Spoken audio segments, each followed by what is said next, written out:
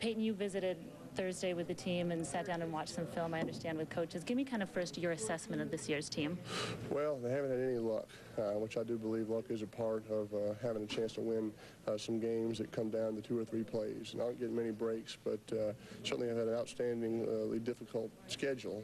And they're frustrated that they're a little grumpy, which I think is a good thing to be. Hopefully they can take it out on somebody and get this thing turned around. Their backs are against the wall, but talking to Coach Fulmer and seeing the way they practiced on Thursday, the work ethic is there, and they're committed to trying to get this thing on track and would love to win 5 games in a row and go and win a good bowl game. And, chances of them going to Atlanta are probably pretty slim, but you still can define your legacy here as a Tennessee player, and it's really up to these seniors to do that. I think they have the right kind of leadership.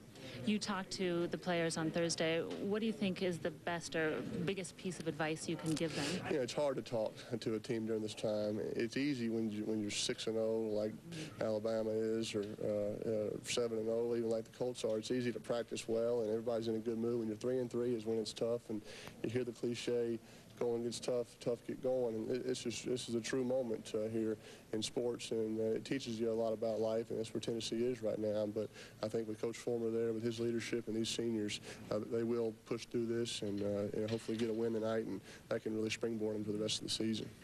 You just finished leading the Vol Walk. You're having your number retired in the next few minutes here. Describe what the day's been like so far. Well, it's been very special. It's been really a great weekend. I've been here since Thursday, and we get to see a lot of old friends and faces. And I'm very involved with the program still. Come back in the off season, and the entire coaching staff is still here when I was here for the most part. And very fortunate Coach Fulmer is still here. He and I are still close, and so that was very special to me. That was a big deal when I was here in college, and you don't have that in pro football, an experience like that. And these fans tailgating out here all day, here 3 hours before the game, and so it was fun to do that walk. You see a lot of the same fans that were in the same spot when I was here walking 10 years ago, and I appreciated Coach Fulmer asking me to join them on that walk, and brought back great memories. What will it mean to you to have your number 16 permanently retired? It's the greatest athletic honor that I've received, just because of the great players that played here at Tennessee, and to join Reggie White and Doug Atkins in the first group that had their numbers retired. And this place is very special to me because of the great players that have played here, the tradition, the unbelievable fan support. They're going to have 108,000 no matter who they're playing, no matter what the record is, every single Saturday. And to play here for 4 years in Knoxville, I felt very fortunate, and I'll always be a Tennessee Volunteer. Great. All right, Tennessee's most decorated student athlete, Peyton Manning. Alex, thanks very much. By the way, in case you didn't know, Peyton Manning's on a bye week, lest you think he's unprepared for a game on Sunday. And, Robert, you made a great point. Luck doesn't come into as much play when you have a guy like Peyton Manning throwing for you. See, the numbers bear that out, averaging 290 yards plus in the passing game in the 3 years he started. They haven't sniffed that number since. Hey, just like Matt Leinart, this guy came back for his senior year. Means a lot to a college football program, and it's a good example for people in the future. Here's a class young man that's had a great pro career, but he came back for his 4th year. All right, Peyton Manning, number retired there. Next week. Matt, we've seen this picture before. Philip Fulmer and Steve Spurrier side by side getting ready for a ball game. But some of the words we heard this week from these two leading up to the renewal of their rivalry weren't quite as familiar. You won't hear it from them. No harsh words or stinging barbs. It's not me versus him. It's just two teams trying to win a ball game is the way I look at it. Nothing but mutual admiration from the mouths of these longtime foes. I like him as a person. I like what he stands for. He's a heck of a football coach. Friends perhaps, but fierce rivals without question, even though the words and tone are softer now. I have great respect for Steve. I consider him a friend. Our wives are best friends. I like all the coaches in the SEC. Y'all making too big a deal out of the coaches. The players are going to determine who wins this game. They may try to play it down, but trying to beat the other has become a point of focus for Steve Spurrier and Philip Fulmer. Their rivalry, a way to measure themselves against the very best.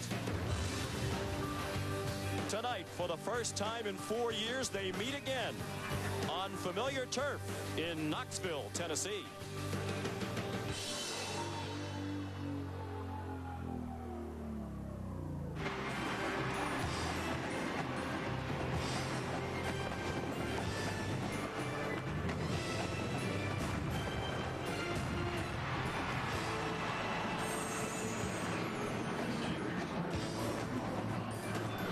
Welcome, everyone, to ESPN2 College Football Primetime. Tonight at Neyland Stadium, the 62nd consecutive crowd of more than 100,000 on hand to watch the Tennessee Volunteers play host to South Carolina.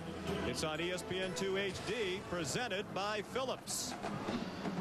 Good evening, everybody, and welcome. I'm Sean McDonough along with Mike Gottfried. Delighted to have you with us as the man known here in Knoxville as Darth Visor returns to Neyland Stadium. Steve Spurrier, such a familiar fixture in this building as coach of Florida. He was 7-3 head-to-head against Philip Fulmer as coach of the Gators, but he doesn't have quite as good a wagon to bring in here tonight with the South Carolina Gamecocks. No, I believe both coaches really respect each other. I visited with Steve Spurrier before the game in the locker room, and he says it's going to take a monumental task of this football team to win this football game. But they're loose. He's loose as a goose. Their history is contentious despite the niceties that we heard from them this week. And Steve Spurrier this week did occasionally extend the needle as well. He said they're the ones who have a little heat on them, talking about Tennessee. Oh, no, let's don't lose to South Carolina. He also pointed out that it was surprising to many that South Carolina comes into this game with a better record than Tennessee. The Gamecocks are 4-3. The Vols are 3-3. And that is, I think, surprising to both of us as well. What will be a surprise is if either team can run the ball tonight. They haven't done it all year long. South Carolina has been able to throw the ball from time to time with a great wide receiver in Sidney Rice. Sidney Rice is outstanding. He's a young guy that's made 16 receptions in the last 2 weeks. He's a big play guy, Sean. Blake Mitchell's going to look to him to get him the football. Tennessee, picked by many in the preseason to be in the top 5 nationally. Many as well thought they would win the SEC East. That is not going to happen. They've been largely a disappointment, but the play of the front 4 preseason, perhaps best in the country, has lived up to that billing. Yeah, Steve Spurrier is going to have to find a way to protect Blake Mitchell to throw the football. Paris Harrelson and the guys in the front 4 linebackers are very good for Tennessee. They're going to pressure Mitchell from the start. If you don't have a running game, you got to use screens to try to slow down this pass rush. South Carolina has lost 12 in a row to Tennessee. We'll hear from Steve Spurrier with Alex Flanagan in just a moment.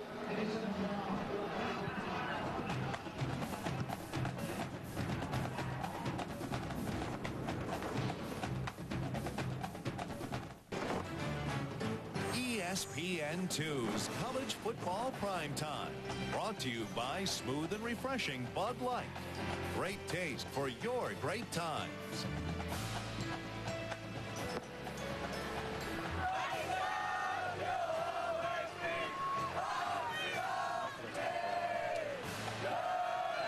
Well, it was a lovely day for tailgating along the banks of the Tennessee River. And now they're in-house to watch Philip Fulmer and Steve Spurrier, but more importantly, as the coaches pointed out, their respective teams go head-to-head. We mentioned the record. Those 10 meetings seemed every time they met, the SEC East title was hanging in the balance. That is not the case tonight, as Steve Spurrier comes back to Knoxville. And a moment ago, he spoke with Alex Flanagan. Coach Spurrier, for many years you came in here as the favorite. What's different about coming here as the underdog? Well, I came in here the underdog with Duke now 3 times, and luckily we won a couple. But now it's a little different than the Florida-Tennessee game, but it's still a big game for our team and big for Tennessee. We're both desperately trying to win one. Both have a lot at stake here. Who do you think has more pressure to win tonight? Oh, well, earlier in the week I said it's on Tennessee, but we know they'll play their best. They haven't won 10, 11 games every year because they're an up-and-down team. They're a solid team. They've had some tough luck, but they're a very good team. We got to play right near our best to have a chance tonight. All right, Coach. Thank you. Thanks, Steve Spurrier mentioned the days at Duke. His first trip in here as a head coach was in 1988 with Duke, and he was victorious 31-26 over the Vols. Coach Spurrier and the Gamecocks won the toss. They'll receive the kickoff from James Wilhoit. Noah Whiteside and Jonathan Joseph back to receive the kickoff. And it's a boomer by Wilhoit through the back of the end zone. And South Carolina will begin at the 20, led by Blake Mitchell, the sophomore from LaGrange, Georgia. Excellent numbers, 64% completion percentage #1 in the Southeastern Conference. He's second with 235.7 passing yards per game in the SEC, behind Vanderbilt's Jay Cutler.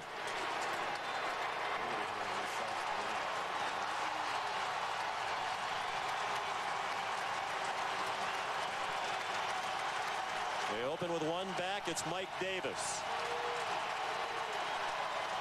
Then they shift it in the eye. Davis, the ball carrier. And a hard-earned 5 yards. Tackled by Jonathan Hefney, a South Carolina native. Here's the Bud Light starting lineups. Dacus Turman is their leading rusher with just 196 yards this season. Rice, the big play wide receiver. This is the first time all year they've started the same offensive line in consecutive games, and it's game 8. Nashawn Goddard is the best of that offensive line. He in the center, Chris White, the only offensive lineman who have started all 7 previous games for the Gamecocks. Little swing pass and a good catch by Dacus Turman. And he's taken down at the 28, about 2 yards short of the first down. Again, Jonathan Hefney made the tackle for Tennessee. 13th in the nation in total defense, with the great front four of Harrelson, Harrell, Mahalona, and Hall. The linebackers outstanding. Kevin Simon, in the words of John Chavis, the coordinator, playing as well as any linebacker they've had here.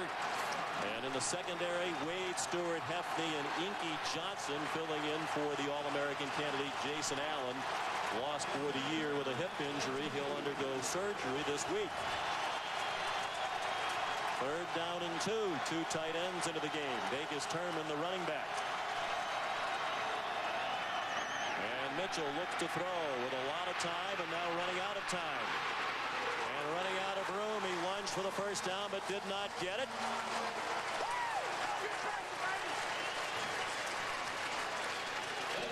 And the Gamecocks will be forced to punt. The respect Steve Spurrier has for this front four. 3rd and 2, trying to throw the football for the first down. They have an open receiver, the running back. Blake Mitchell tried to run for the first down.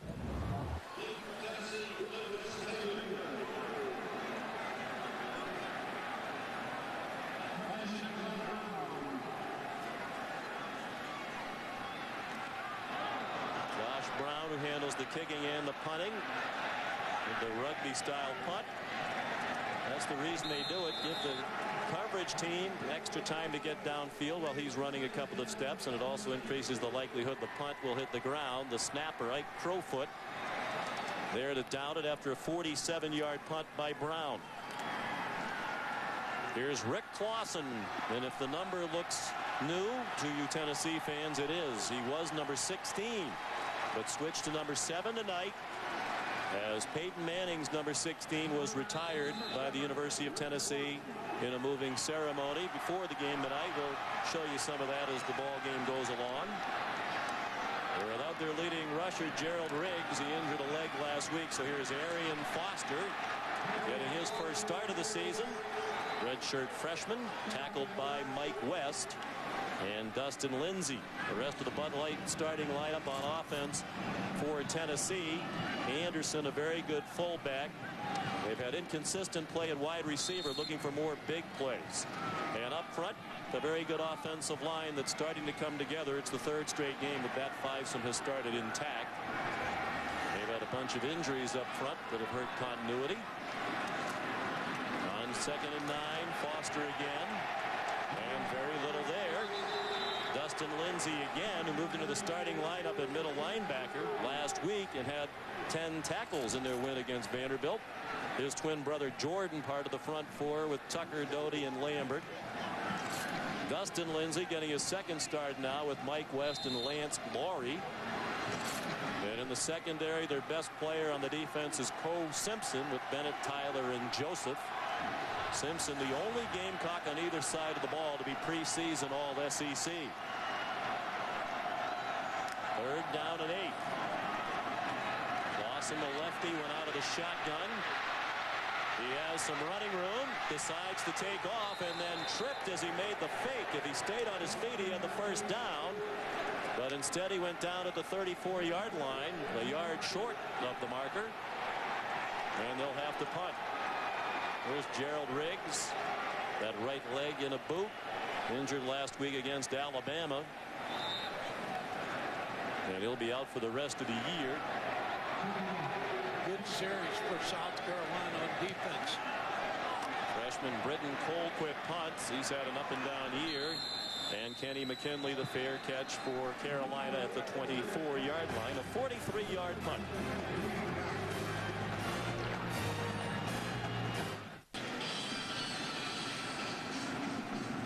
Back in Knoxville, Tennessee. College football primetime at ESPN2. Each team has had the ball once. Each went 3 downs and punt. So here's South Carolina on offense for the second time.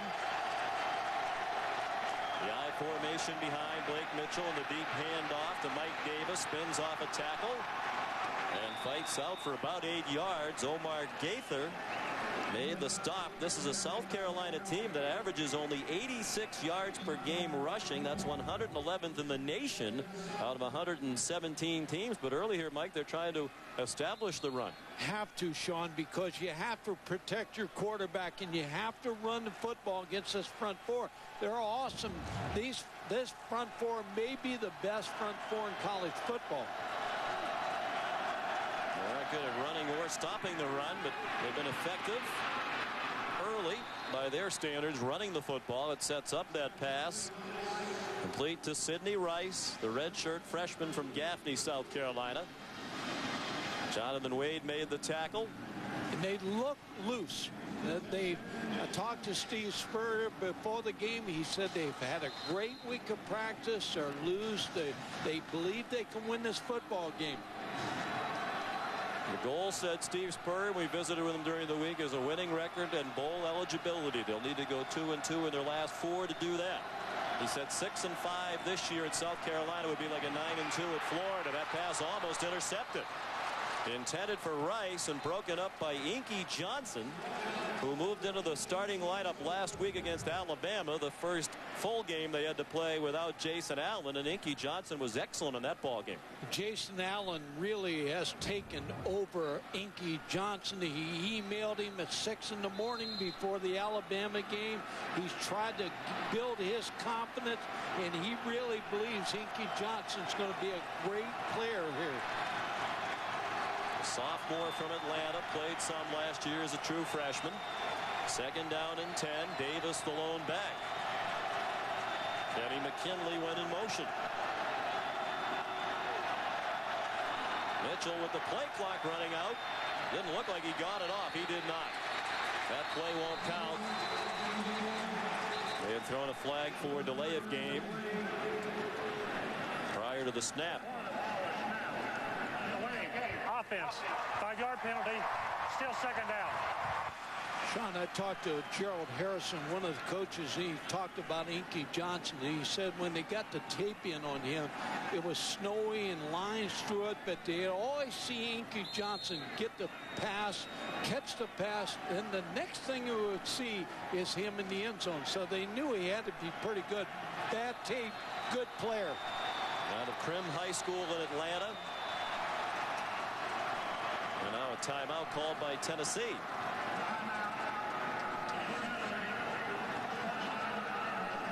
No score, just underway here in Knoxville.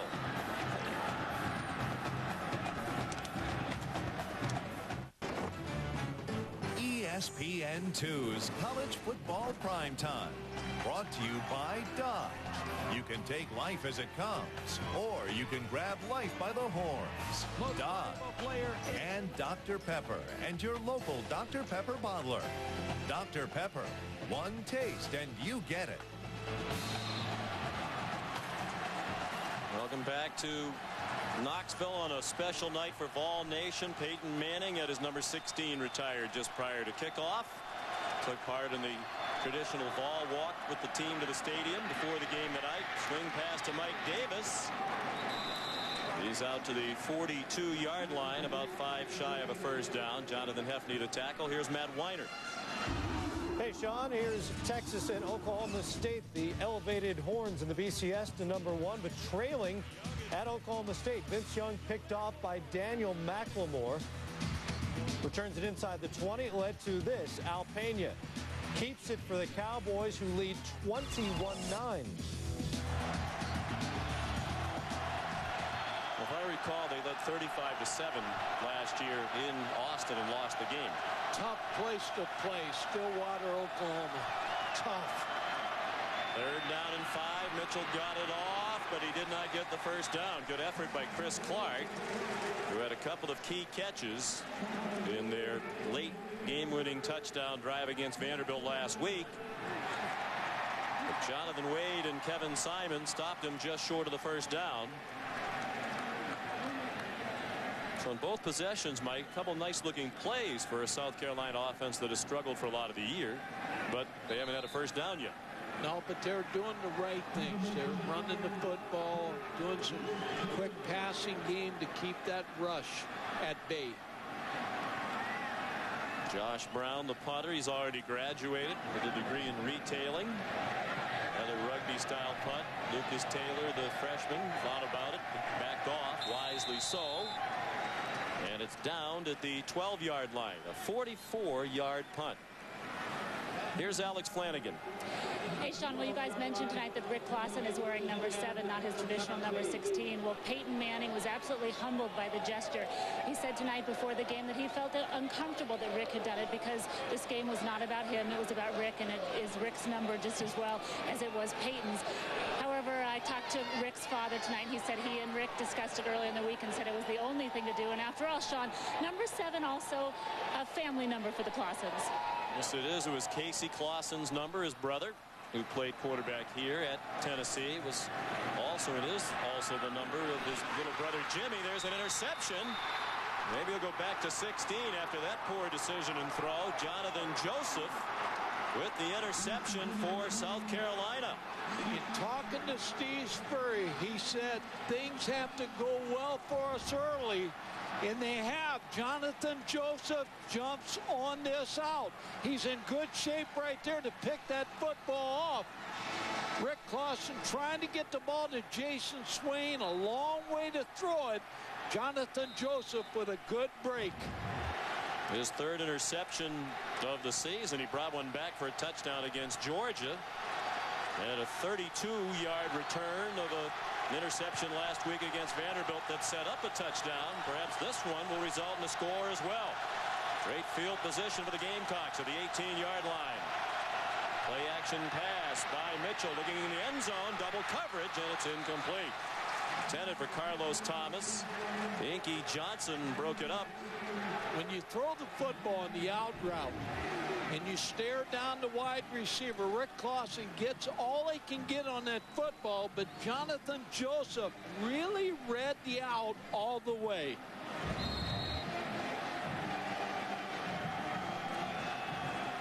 Inky's pretty good too. Yes, he is. As a corner. Defense forced just 3 turnovers in the first 3 games. Lately, they've been much better in taking the ball away, and it's helped the point total for the Gamecocks. Out of the gun, Mitchell running out of time. Lofts it up for grabs. Incomplete. Sidney Rice wanted a flag against Jonathan Wade, but there is none. And that's 2 throws in a row that Mitchell was lucky didn't get picked off. The pass rush again on Blake Mitchell. Sidney Rice going to come all the way across the football field, stand in the action. He knows Blake Mitchell's moving. Good coverage by Wade. Wade's also a sprinter on their track team. John Chavis, the defensive coordinator, said he's had an up-and-down career, but lately he's played like a very good SEC defensive back. 3rd down and 10. Mitchell throws to the end zone. Caught! Touchdown! Sidney Rice.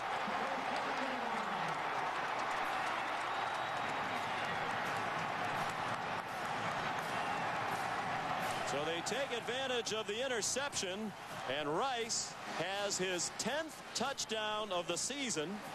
That leads the SEC and ties the South Carolina single season touchdown reception record. And he still has nearly 4 full games to go. Josh Brown the extra point. And South Carolina, 2-touchdown underdog, is first on the board tonight.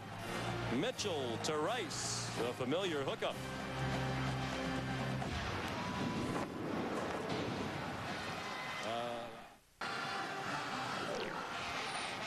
Sidney Rice, the touchdown, his 10th touchdown reception of the year, tying the single season school record, cheered by 3 others, including Sterling Sharp back in 1986. And Sean, he's had 3 called back that were touchdowns. Rice at 6'4", was an outstanding high school basketball player. Many times uses his body as if the rebounder would to get great position to catch a pass. There's Lucas Taylor. And he spun down shy of the 30 at the 28-yard line. 20-yard return. Sidney Rice is going to get right behind the linebacker. Linebacker drops, the safety's deep, and Sidney Rice is right here, is going to run a post route, get right behind the linebacker in front of the safety. A well-thrown ball by Blake Mitchell.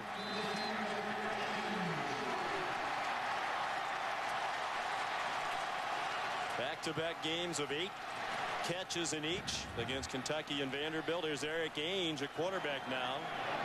Rice has also had more than 100 yards receiving in each of the last 2 games. Arian Foster out to the 34. And Mike, this has been a recurring theme all year long. They haven't been able to settle on a starting quarterback.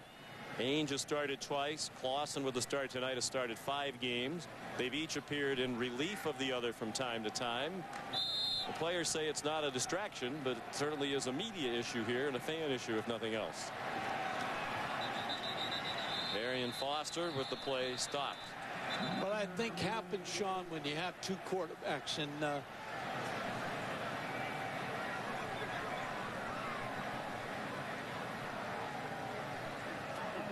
snap.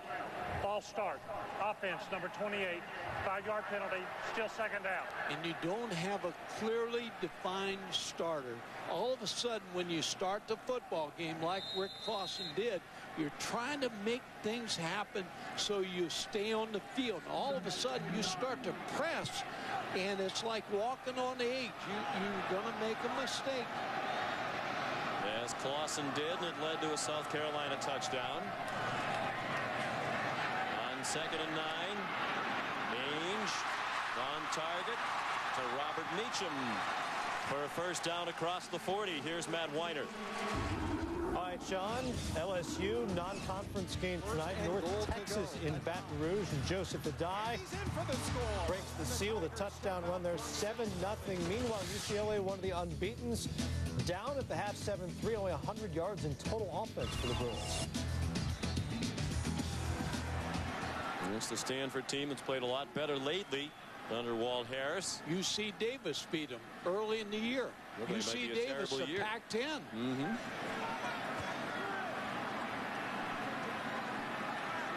First and 10 balls. Ainge to Meacham. Fred Bennett made the tackle after a gain of 4. They certainly are different type quarterbacks. The coaches will tell you that Ainge is the more naturally talented and gifted of the two, but Clausen has done the better job this year, and certainly the stats bear that out as well. Now, Rick Clausen is a leader. The players love him. Eric Ainge has all the potential. Arian Foster slicing for a first down across midfield and down to the 45-yard line of South Carolina. Fred Bennett made the tackle after an 8-yard gain.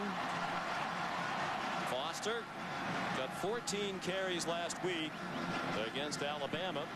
But Randy Sanders, the offensive coordinator, said now we'll see if he can handle 50 plays or more in a college game. Hasn't had that yet. Steady diet of Foster here, and he tripped after crossing the line of scrimmage. A gain of 1. Credit Coach Simpson with the tackle. And Gerald Rakes told Arian Foster, run downhill. Don't be stutter stepping in the backfield. Get up the line of scrimmage and run north and south. Spoke with Arian Foster yesterday. He admitted he has the tendency to go sideways too often. When they recruited him out of high school, they said he was also too upright, that he needed to run a little bit lower, and he still is a little high from time to time. There's 5 carries for 18 yards. Now a deep throw over the head of Chris Hannon. See, both these quarterbacks to me look like they press and not settled and trying to make something happen. And both, to their credit, really help the other guy. They said, as you said, they're comfortable. They try to help each other. They're competitors. But when you practice 2 quarterbacks, you don't really get one prepared because they don't really get enough snaps in practice. Man open in the flat. David Holbert, the fullback. He's the backup fullback. With a nifty gain inside the 20 and down at the 18-yard line, perhaps even the 17. Tremaine Tyler made the tackle, but it's a 25-yard pickup for Tennessee. Nice little pick route right here. All of a sudden, you get a chance to make a tackle right here. Mike West has to make that tackle. You can't allow the extra yards. Foster down to the 11-yard line. Tackled by Lance Laurie and Oris Lambert. It's a good offensive line, Sean, by Tennessee, and they want to run and win this football game. Turn it over to the offensive line. Richie Gandy, a very good center. In the middle, they have a very talented offensive line. Tennessee driving, hoping for a tying touchdown. Foster with some nice footwork through the middle for a first down. Down near the 6, Mike West made the tackle. Aaron Foster, recruited by Oregon out of San Diego. Randy Sanders was going to see a quarterback on the other team, spotted Foster, kept him in mind, and they got him late in recruiting. He was going to watch a quarterback, Richard Kovalchuk, who wound up going to Arizona. But Randy Sanders came back from San Diego and told Philip Fulmer and the staff he'd seen a running back he liked quite a bit.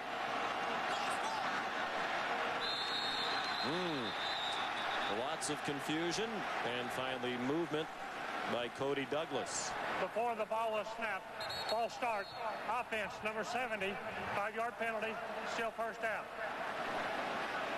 Sometimes when you look to the sideline, the offensive line's wanting to come off the ball, block, and they have the tendency sometimes to jump, waiting for the time to snap the football.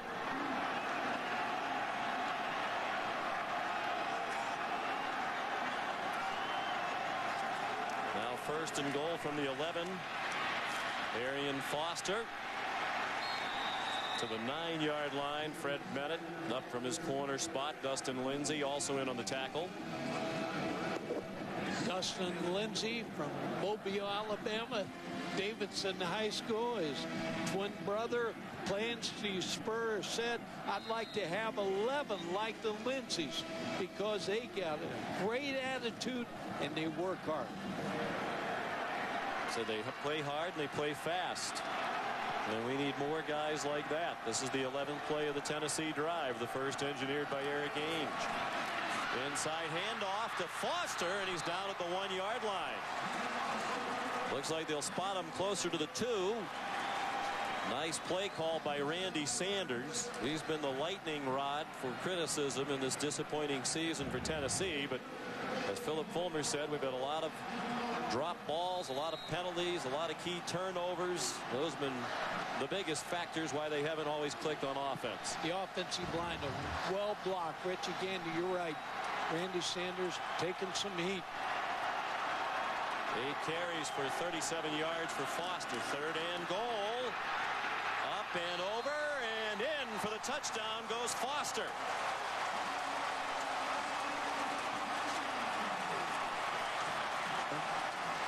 Now that was close, whether or not he got into the end zone. His second career touchdown.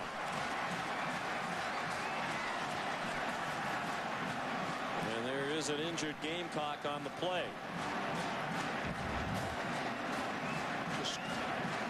Tennessee just comes off the ball, and a good effort by Foster. Hurdle. Here's Rick Clausen on the sideline, the first guy to congratulate Eric Ainge. Good attitude, good team guy. Yeah, they're friendly. As you said, Mike, they work with each other, and we spoke with both of them yesterday. They both said the same thing.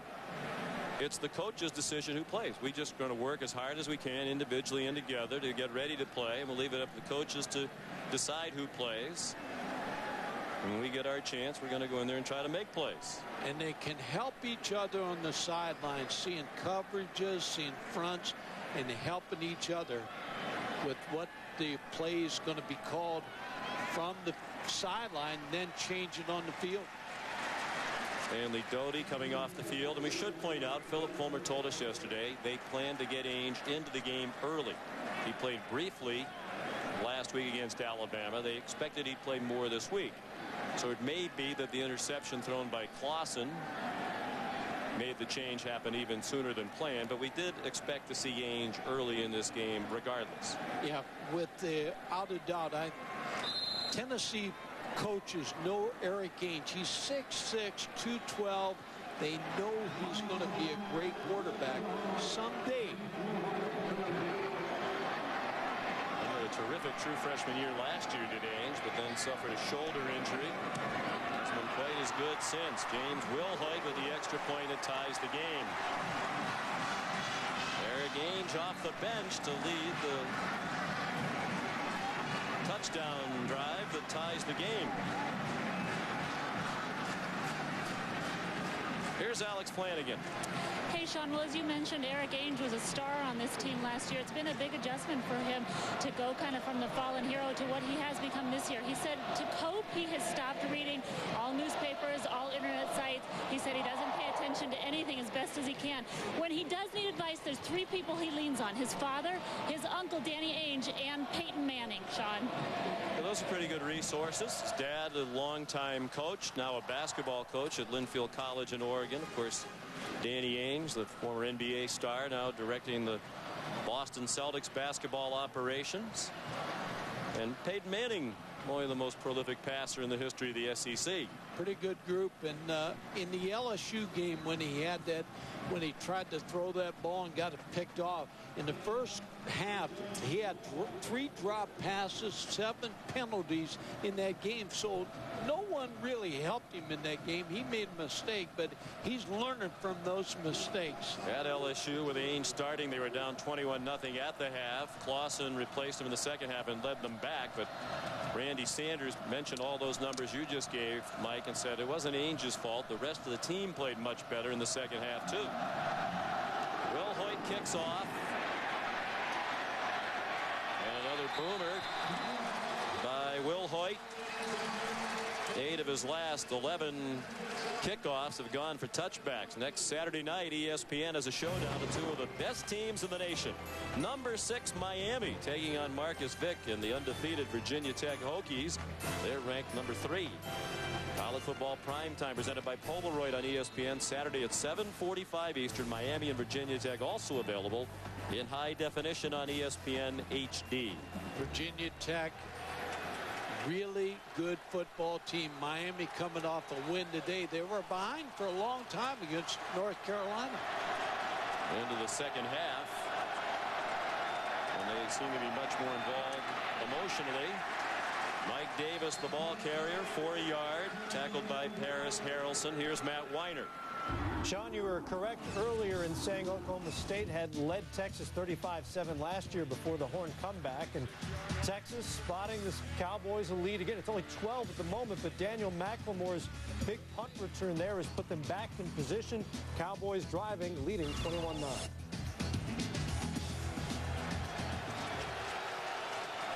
The pressure, great memory, the pressure of being in this hunt.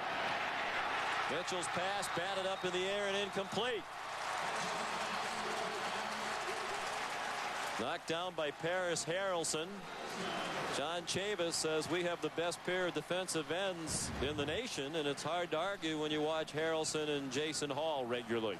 Paris Harrelson is one of the best defensive linemen in the country. He has great effort, gives you great effort all the time in leadership. Sick last week, very sick before the Alabama game, took some fluids, played in the game, and then was so sick Sunday that he had to be hospitalized for a while with flu-like symptoms. Despite the illness, he had a terrific ball game against Alabama, including 2 sacks. 3rd down and 9.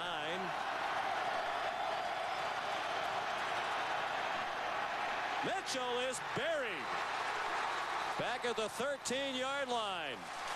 Turk McBride, a backup defensive tackle, credited with the sack if it stands. There is a flag down at the 23-yard line. There's no play before the snap. Delay of game. Offense. 5-yard penalty. Still 3rd down. Well, the last time we saw Carolina a few weeks ago was against Auburn. They had a lot of trouble getting the plays in and getting plays off on time, and this is already their 2nd delay penalty in the first 13 minutes tonight. Trying to call the plays from the sideline took too long. Steve Spurrier has gone to the reading glasses this year, in part because he's calling plays off a wristband. They're numbering the plays, trying to make it easier for the quarterbacks. Steve admitted when we spoke with him from time to time he has a hard time reading the wristband. The type is so small. Mitchell, quick throw up for grabs and incomplete. Looking for Noah Whiteside. Inky Johnson again with excellent coverage. To add what you said on Paris Harrelson, he was so sick, but Jason Allen is his roommate. He knocked on the door. He told Jason Allen, he said, I need to go to the hospital. And Jason Allen said, I'm on crutches. I can't drive. So they had a problem. Josh Brown to punt for the 3rd time. Lucas Taylor really energized their return game. This is a short punt at the 41-yard line, handled by Austin Rogers. Just a 26-yard punt. There is a flag down back at the line of scrimmage, and a break for South Carolina. Brown will get another shot at the punt.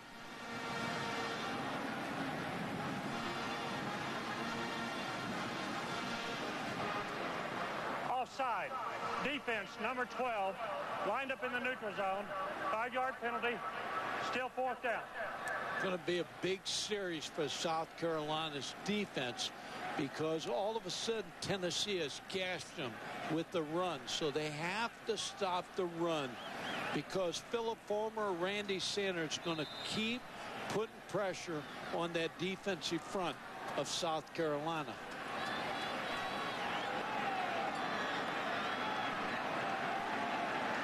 Brown will punt again on 4th down and 9. This isn't exactly a boomer either, but it does negate a return when it hits the ground well short of the return man. 33 yards and no return from Brown, a senior from Clarksburg, Maryland. And Tennessee will begin with good field position again at the 46-yard line.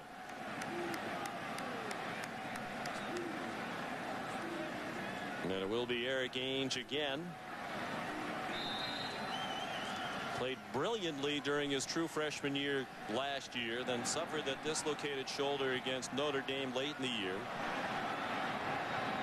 Earlier this year hurt his toe. He had turf toe. It affected his throwing motion. Here's Lucas Taylor on the reverse. And he's out of bounds deep into South Carolina territory, although it looks like they'll mark him out back near the 35-yard line. Still a gain of 18 and a first down for Tennessee. Co Simpson, the tackle. When you pound the football in there, all of a sudden your linebackers are playing run. All of a sudden they get caught up, and then Tennessee's on the outside with Lucas Taylor running free.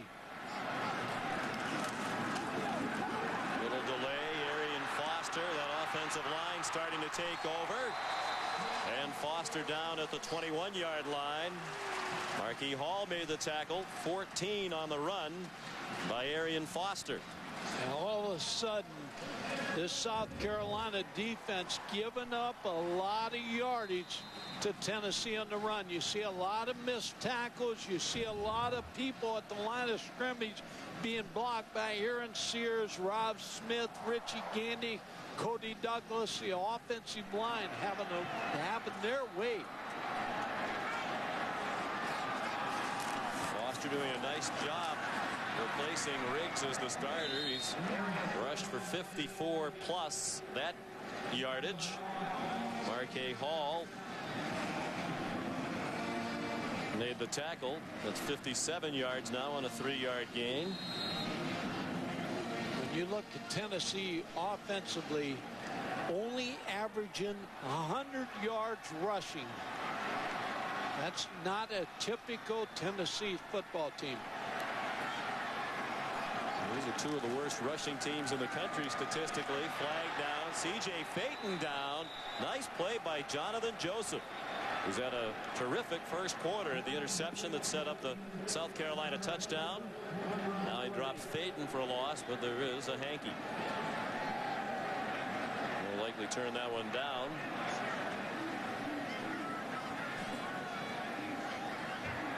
Illegal formation. Not enough players on the line on the offense. Penalty is declined. 3rd down. Sean, you're right about Jonathan Joseph. The interception, he breaks on the football. He read that screen. He has acceleration. He can get up the field and make a play quickly.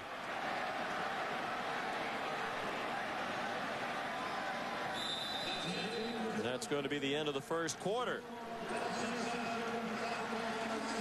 After 15 minutes, Rick Clausen to the bench. Steve Spurrier and the Gamecocks tied up with Tennessee. Sean McDonough, Mike Gottfried, Alex Flanagan back in Knoxville, Tennessee. 7-7 the score after 1 quarter. And Tennessee on the move again, looking at 3rd down and 10 from the South Carolina 21. Man open in the end zone, and it is incomplete, out of bounds. Jason Swain was wide open. He got behind Jonathan Joseph. It looked like his first foot came down across the sideline and out of bounds. Too much air under the football by Eric Ainge. Lofted it out there. A good call.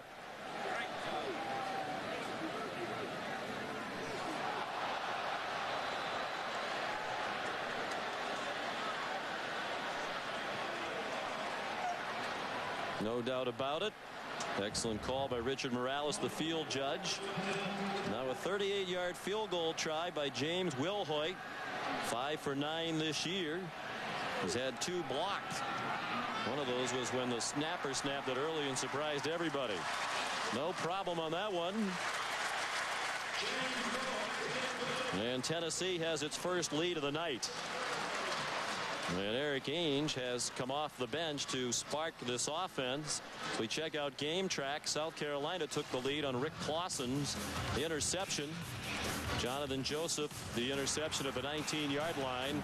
That set up a 3-play drive and a 19-yard touchdown pass from Blake Mitchell to Sidney Rice. Then Ainge came off the bench and led Tennessee on a 72-yard march, 12 plays, and Arian Foster the 1-yard run, and now the field goal has given the Vols the lead.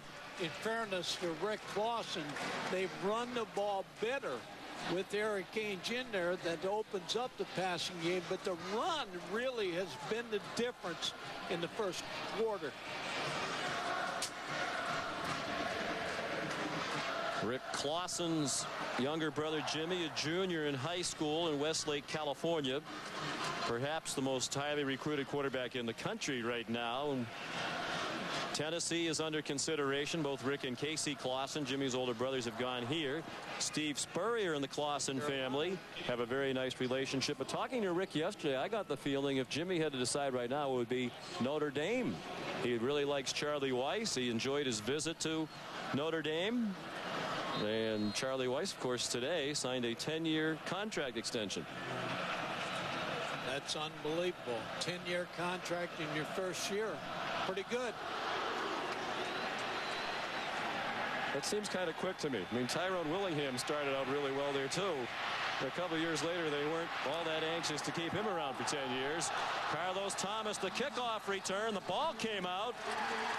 Ball saying they have it, and they do.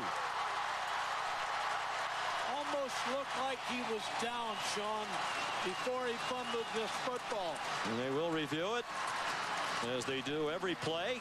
Corey Campbell came up with the football for Tennessee. And there's an injured Gamecock as well.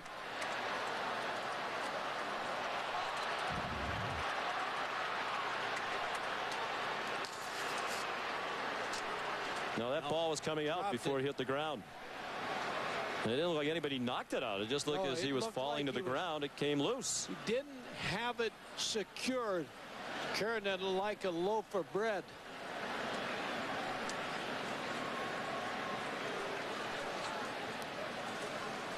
There's another look on Carlos Thomas. Drops the football. Tennessee in good field position, good shape.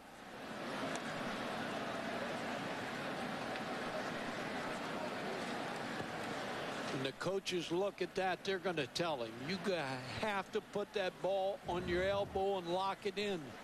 You saw Carlos Thomas, at the end of that replay, grabbing his helmet. He is the injured player. They've relied on Carlos, a true freshman, and another true freshman, Kenny McKinley, as their primary returners, and they've done a nice job. Carlos had a 79-yard kickoff return earlier this year against Troy.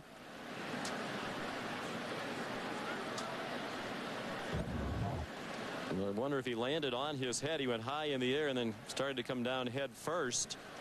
Oh boy, he did. Yeah. Immediately grabbed for his helmet as he rolled over with the ball on the ground.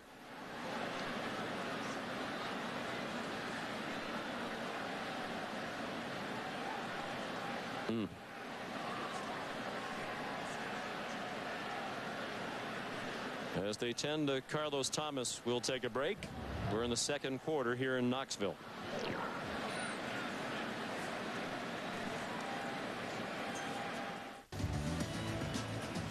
I would think they're particularly happy about that in Blacksburg. I bet everybody's running to the TV in Blacksburg because Virginia Tech, I don't think they can get up there unless USC loses or Texas loses. Now, USC has Fresno, California, UCLA left. They have the best schedule, so they're going to hop whoever's number 2. Texas right now is number 1, but USC will be number 1 on Monday when that comes out again. Virginia Tech could go to 2 if Texas doesn't win this football game. You can see they're immobilizing Carlos Thomas. They're going to put him on a stretcher and then on a cart and take him off the field. A scary moment. It did look, from our vantage point, it's hard to see with so many people around him that there has been movement, which is a good thing, but it's scary. He landed right on his head. He did, and he got hit by Hannon. After he hit his head, he got hit by Hannon, the linebacker. You're going to see here, the wide receiver, you're going to see him hit him and flip him over. So our prayers are with him right now. Carlos, a talented all-around player. He's played wide receiver, kick returner, and cornerback this year. Matter of fact, in the game against Georgia, he had an interception while playing cornerback. Interception of DJ Shockley. Steve Spurrier says Thomas wants to play offense. At this juncture, he'd probably play more if he played defense. They're already, and this is very insignificant given the situation with Carlos Thomas right now, but they're already shorthanded at the wide receiver position. Savell Newton, who's also been a versatile player for them, played tailback, played quarterback and wide receiver all last week, and was the key to their win over Vanderbilt. He was the SEC Offensive Player of the Week while scoring a touchdown in that game against the Commodores. Twisting and turning near the goal line, he blew out an Achilles tendon and is lost for the year. Very versatile and outstanding offensive player. And Steve Spurrier talked about him. He's rushed 21 times, caught 27 passes. He'd like to move him to quarterback, so he used him different ways to really thwart the defense. Steve Spurrier just huddled the team for a prayer.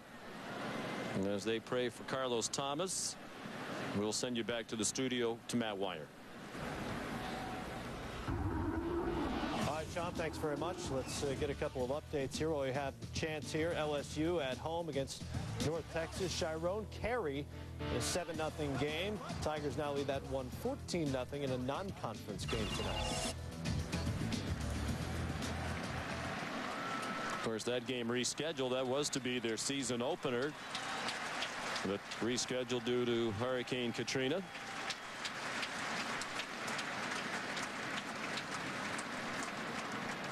And as they continue to tend to Carlos Thomas, we'll step aside and take a break again and be back right after this. At Tennessee.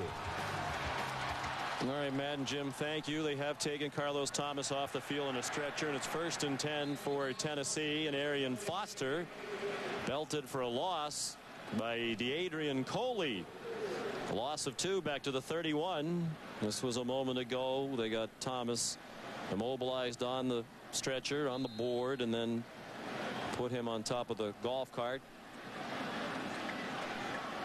Alex Flanagan, our sideline reporter, will stay on top of his situation. As soon as we get information, we'll pass it along to you. 2nd and 12. Eric Ainge a pump fake, and now he throws it away. It was well defended. Intended for Jason Swain. Jonathan Joseph had the coverage. Sean, when you have a cornerback like Jonathan Joseph who jumped on the out, picked off Rick Clausen early, now what they're trying to do to Jonathan Joseph, the pump, and see if he'll take the out again, but he stayed back. He's played well here in the first half. This guy is all over the field. Tennessee trying to capitalize on the fumbled kickoff. 3rd down and 12 of the 31. Ainge, a design rollout, throws in a double coverage, incomplete. Over the head of Jason Swain. Problem with Tennessee all year has been the fact their defense has played well. The offense has great field position but can't move the football. 105th in the nation in scoring offense.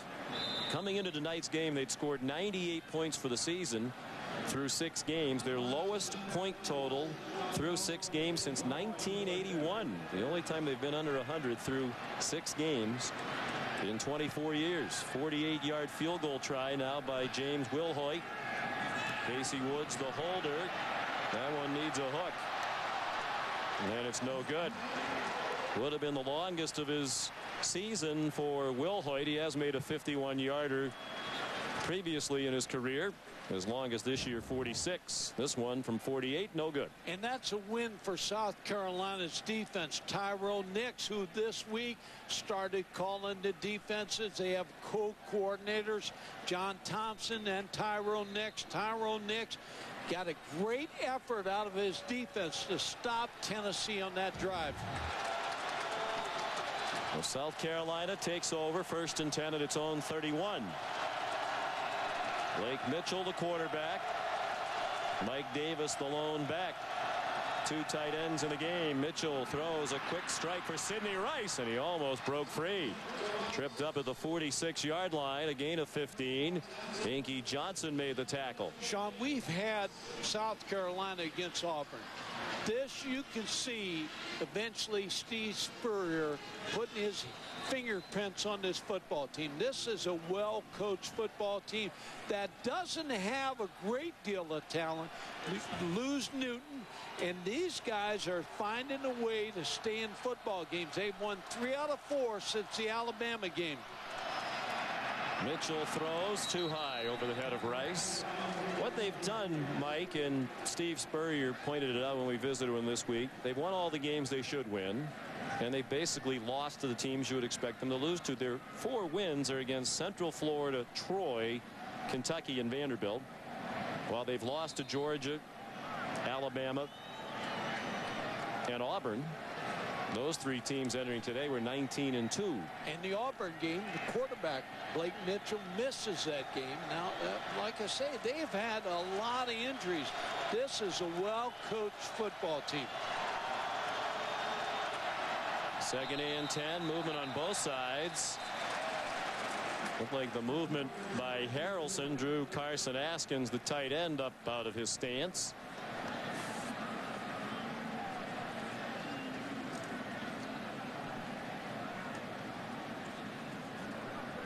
Before the ball was snapped, ball start.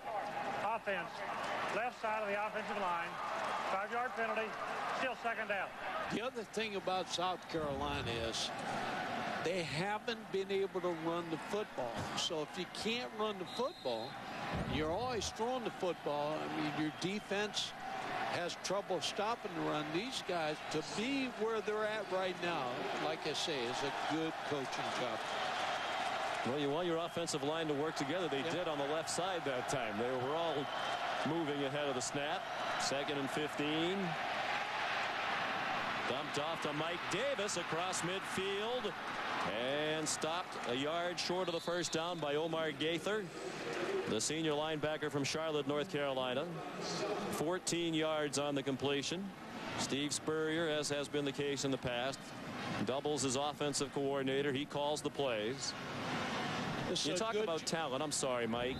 Only one preseason all-SEC player, and that was on defense. So certainly the cupboard was bare as he came in this year. It's a good job by Mitchell finding the release point and getting the third receiver, Mike Davis, in that route. Blake Mitchell, the keeper, and he didn't get it, at least from our vantage point. He needed to get to the 44. It looks from here that he's about a half-yard short, and Coach Spurrier will have a tough decision to make. I think he'll go for it right here, depending on how close it is.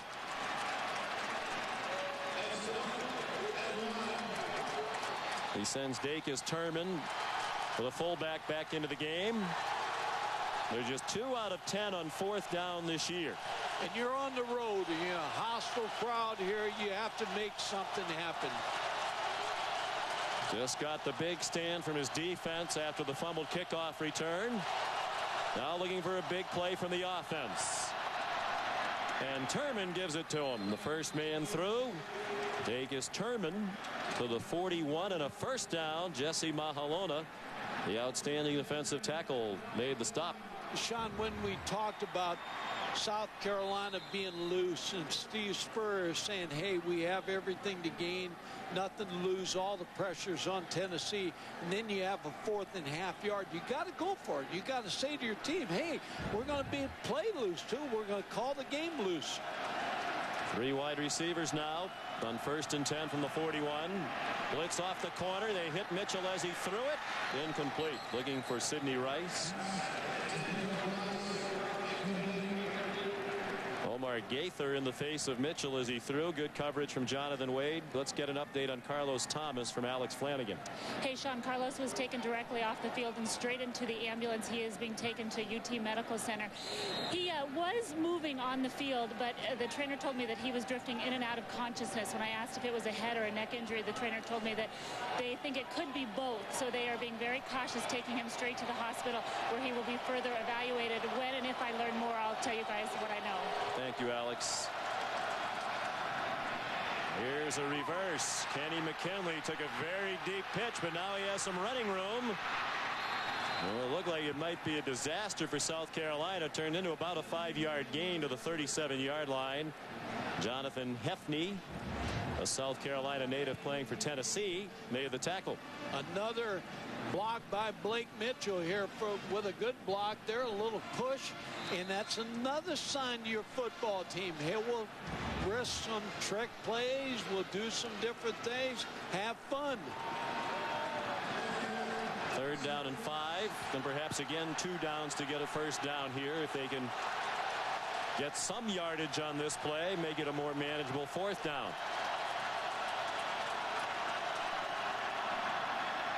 And they throw short, incomplete, intended for Rice.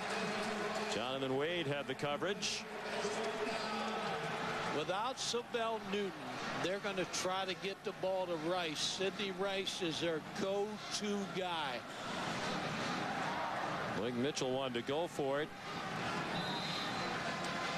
but Steve Spurrier sent Josh Brown out. He is their field goal kicker and punter, and it looks like he's going to try a long field goal. This will be a very long field goal. of 53 yards. He has a long this year of 45, which is also his career long. That was against Kentucky.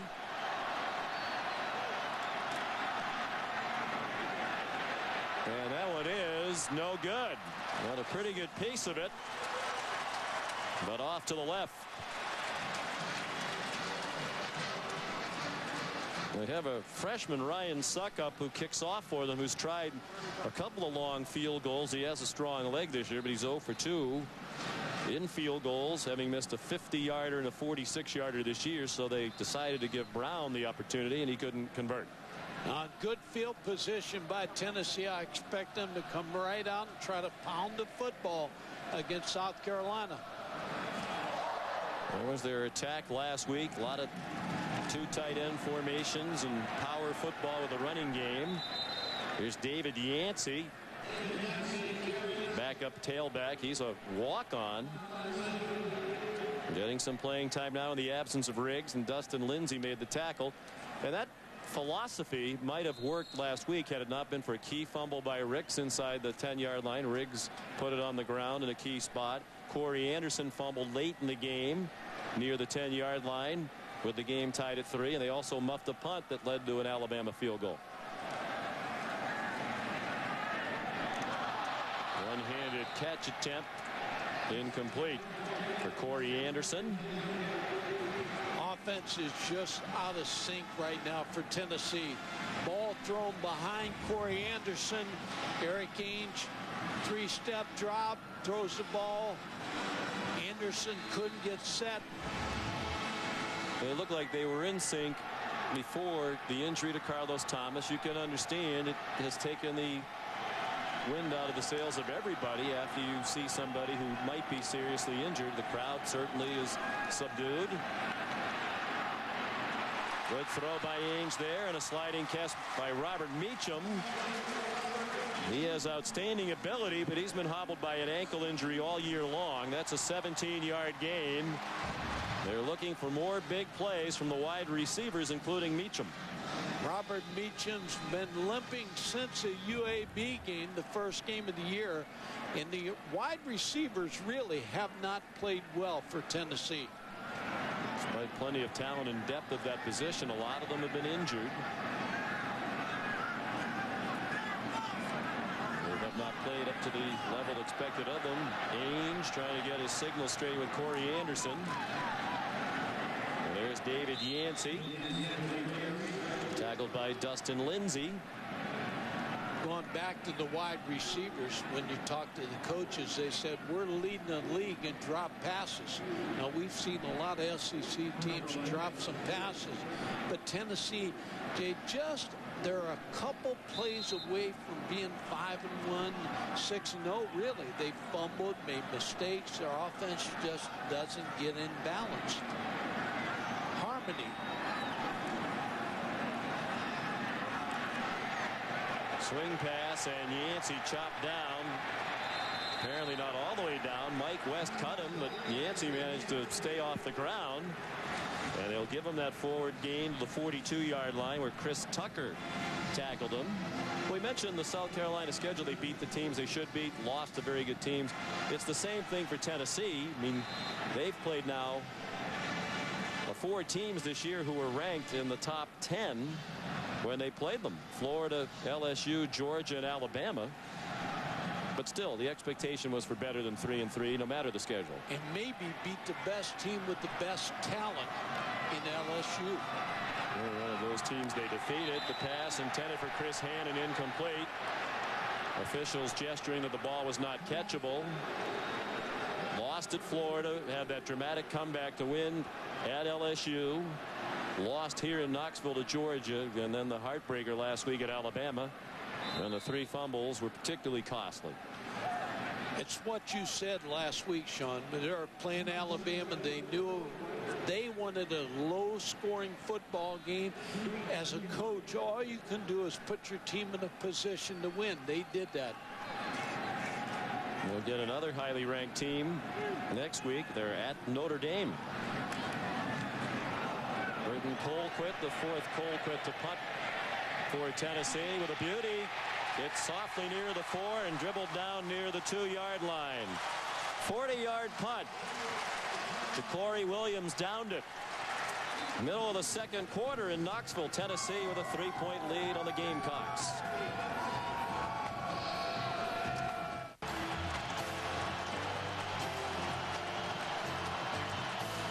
Neither team's been on fire offensively this season. That's true again tonight. 10-7, middle of the second quarter. Tennessee with the lead, in South Carolina with awful field position beginning at its own 2. Vegas Terman, a tough run. And he's a tough runner. Senior year in high school, he rushed for 3,167 yards. Set the single season Georgia high school rushing record. Whenever you break a record that was held by Herschel Walker, you've done something pretty impressive. That's pretty good. Steve Spurrier said he's a leader of our offense. Tough ball carrier.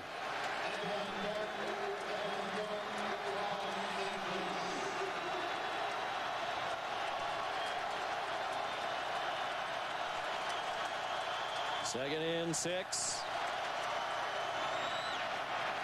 On the delay, Terman swung down for a loss by Tony McDaniel.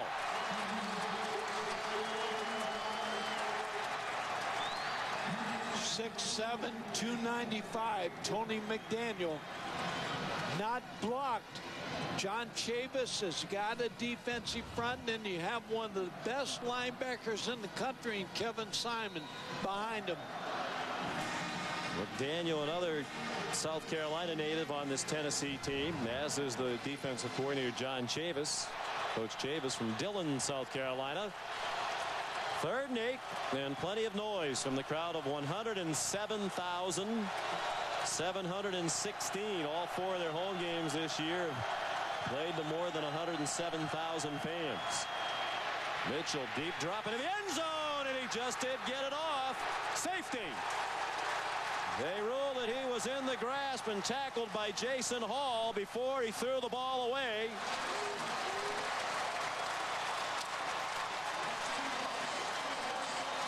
And it's 12-7 in favor of Tennessee. Jason Hall, the outstanding senior defensive end from Marietta, Georgia, went around Jabari Levy.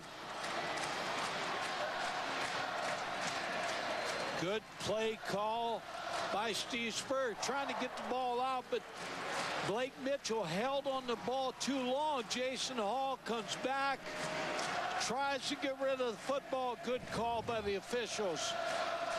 Hall had 2 sacks last week against Alabama. Had 3 for the year coming in. The other one was against DJ Shockley. And when our producer Josh Hoffman said it's not easy to run down DJ Shockley, Jason Hall said, "You ain't lying." He was very proud of that sack. He was good. He's talked about Lindy's magazine ranking their defensive line one of the top defensive lines in the country. He just goes, his motor's going all the time. Jason Hall's from Marietta, Georgia, but went to prep school in Chattanooga, Tennessee. Said he was never really a Georgia Tech fan. His strength coach at the prep school in Chattanooga, the former strength and conditioning coach here at the University of Tennessee. Go back to that punt. When Tennessee punted the football, killed the ball inside the 5-yard line, that set up the safety. Blake Mitchell just took too long to get rid of that football. Ryan Suckup will take the free kick. They like to put it on a tee. He's a freshman from Hickory, North Carolina.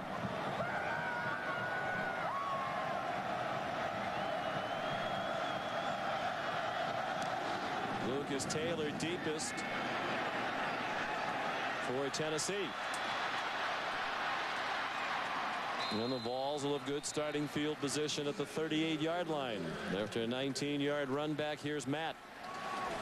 All right, time is running out in Northern California for unbeaten UCLA. Fumbles have been a problem today. Marcus Everett gets the pass and then loses possession. 3rd lost fumble. The Cardinals just cashed in 23-3 pending a kick. I think they're more dangerous, USC, with a loss than it would have been if they're undefeated. Now, if you're UCLA, that loss is really going to set them back.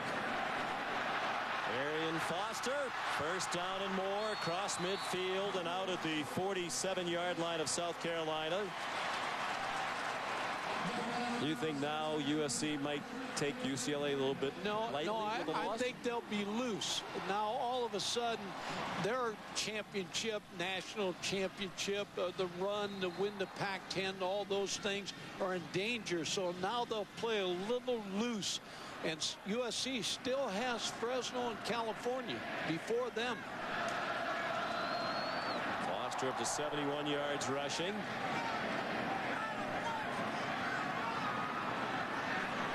Ainge calling out instructions to his teammates. Had trouble with the shotgun snap. No immediate pressure, but finally he's taken down by Dustin Lindsay.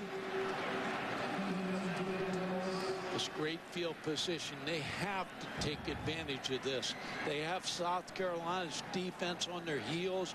The South Carolina offense, after the safety, poor field position. You have to take advantage of this. Safety for the Volunteers, their first since 2002. A game at Vanderbilt when the Vols tackled the Commodores punter in the end zone. Quick throw and an even quicker hit. Jason Swain with the catch, and he got belted by that man again, Jonathan Joseph. Player of the first half for South Carolina. You look for a corner that can break on the ball. When the ball's thrown, you want a corner to really be able to accelerate, make the move. And Jonathan Joseph can do that. Stop, comes forward, makes the tackle. Joseph has great speed. He's been clocked at 4.34 in the 40. Junior college transfer from Coffeyville out in Kansas. Third down and 8 from the 44 of South Carolina. Ainge hit as he throws. Out to C.J. Phaeton, and a great tackle in space by Coe Simpson. Good series again by South Carolina's defense. Tyrone Nix bringing the pressure here on Eric Ainge. Bringing the strong safety.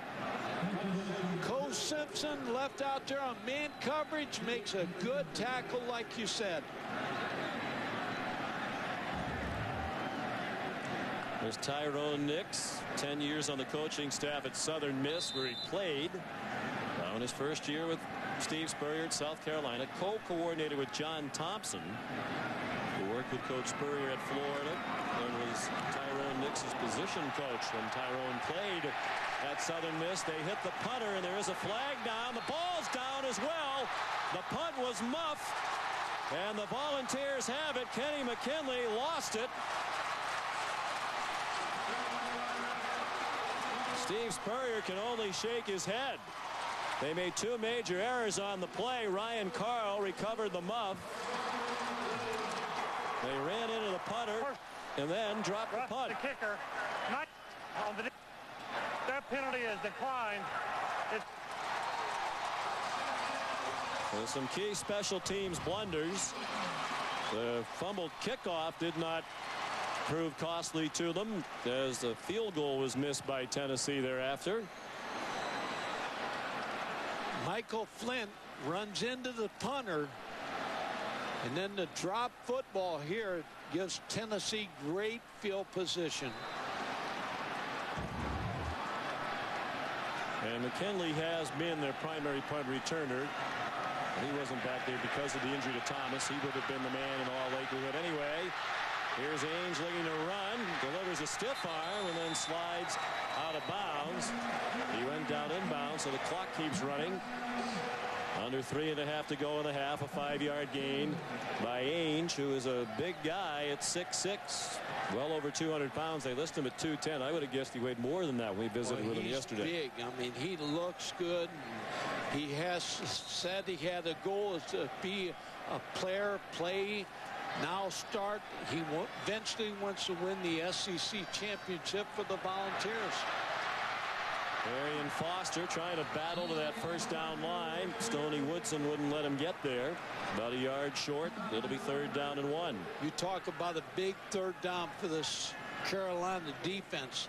Now Tyrone Nix got to sell out the farm here on this play. And we spoke with John Thompson during the week. He mentioned that he and Tyrone Nix are co-coordinators just about in every sense of the word. But Steve Spurrier made the point this week in the media to say Tyrone Nix will be calling the defenses this week. You need one. Foster through the hole. Did he get into the end zone? The ball's out. And they're ruling touchback. Now the question was he across the goal line before he fumbled? Stoney Woodson has the ball. The officials are conferring, and they're sticking with touchback. And out to the 20, and I'm certain this one will be reviewed. It looked like the ball was coming out. The play review.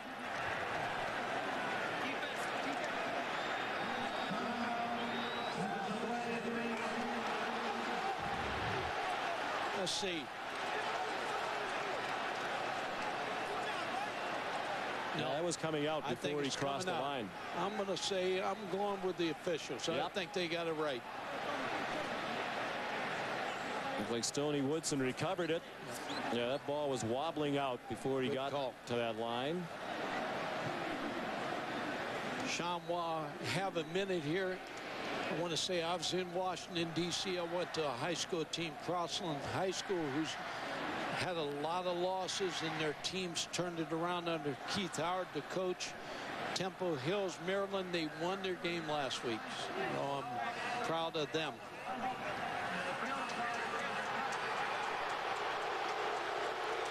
Ball's coming out.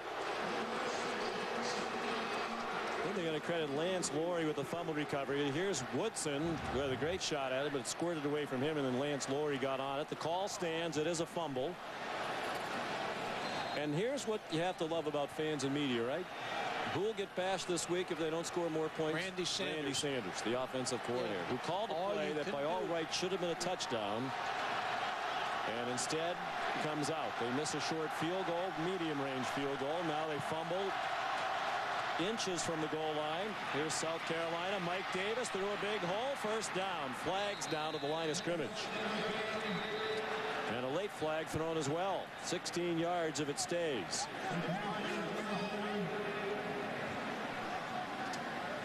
And there are 3 flags on the field.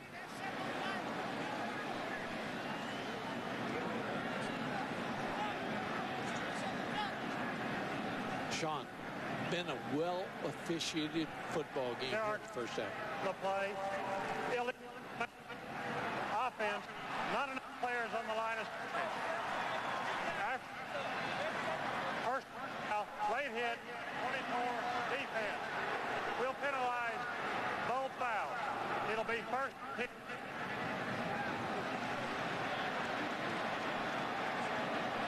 Take a man to the moon, but we can't get the referees, Mike, to work. Well, the ball will go out to the 30-yard line. Antoine Stewart, the safety for Tennessee, called for the personal foul.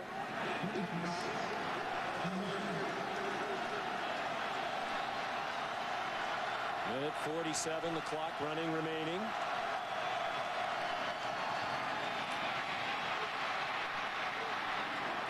And Davis runs for the first down. Out to the 41-yard line. 3 timeouts left for Carolina, so plenty of time. Last week, as we mentioned, a key in the 6-3 loss for Tennessee. At Alabama, 3 lost fumbles. Gerald Riggs inside the 10 in the first quarter. And then with the game tied at 3 in the fourth quarter, around 5 minutes to go, Corey Anderson had the ball knocked free. It went through the back of the end zone. Alabama went down, kicked the field goal to win the game.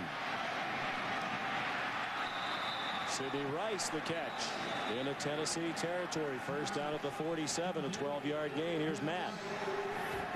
All right, Sean, Start Motorcycles halftime report coming up. 6 unbeatens to start the day. 1 losers, 2 more in varying degrees of trouble. Yeah, I'll tell you what Texas has to do to come back in the second half. And I'll talk about the keys to Florida's success over Georgia today. Plus details on Charlie Weis contract extension through 2015. Coming up at the half. Now a timeout by South Carolina. Not great management of the clock there. They took a lot of time and then used the timeout while they were up at the line of scrimmage. 57 seconds left in 2 timeouts for the Gamecocks. Tennessee with a 5-point lead, but South Carolina with the ball near midfield. Sunday Night Football on ESPN. Teddy Bruschi returns for his first game since suffering a stroke in the offseason. The Patriots welcome the Buffalo Bills. Available in high definition on ESPN HD. Coverage starts at 7:30 Eastern. Flags down. Blake Mitchell gets off the pass. Caught by the tight end Carson Askins. He did not get out of bounds at the 39-yard line. I'm not sure they had enough men on the line of scrimmage again, South Carolina. Illegal shift against the Gamecocks.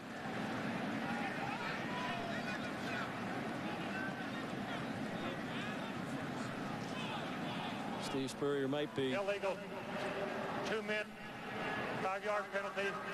Replay first half.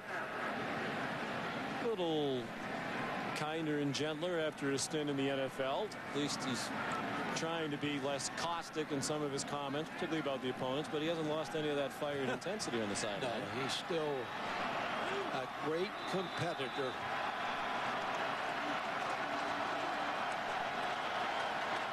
First and 15. The penalties hurting South Carolina on this possession. Mitchell dumps it off. Dacus Turman gets the first down and gets out of bounds. Outstanding play for South Carolina. Turman out of bounds at the 34-yard line, an 18-yard gain. Looks like he's hurt, Sean, but he really made a good move to the outside. Caught the football from Blake Mitchell, just outlet pass, then broke to the outside, picked up the first down. So this would be big for South Carolina. Get on the board. 31 seconds left in the half. And 2 timeouts. Mitchell going deep for Rice, and he does not hang on. Again, used that body to position himself in front of Rashawn Fellows, but couldn't make the catch. Wouldn't be surprised it come right back to Sidney Rice, 6'4", going against Fellows. Just couldn't bring it in.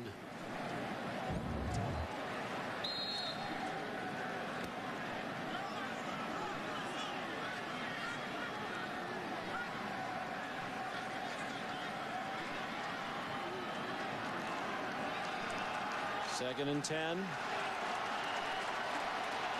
From the 34. Mitchell right back to Rice again, as Mike had anticipated, but it's incomplete with Rashawn Fellows again in coverage. He is the go-to guy. Without Newton, you got to get the ball to Rice. You surprised where he is so clearly the main weapon for South Carolina that he's seeing so much one-on-one coverage tonight? Yes, I am, but Tennessee has pretty good corners in Inky Johnson and Jonathan Wade. Pretty good coverage.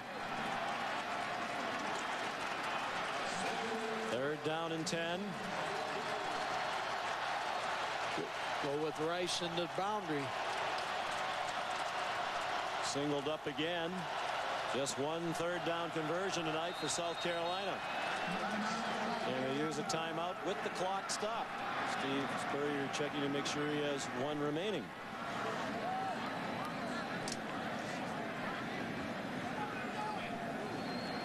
And Mike, it would seem to me when you have a team like this, not a lot of offensive talent, they've struggled to score for most of the season, the little things like not getting the plays in quickly and wasting timeouts can hurt you. The first year coaching is the toughest because you're putting your offense in, you have players that you didn't recruit, you're trying to get them up to the line of scrimmage.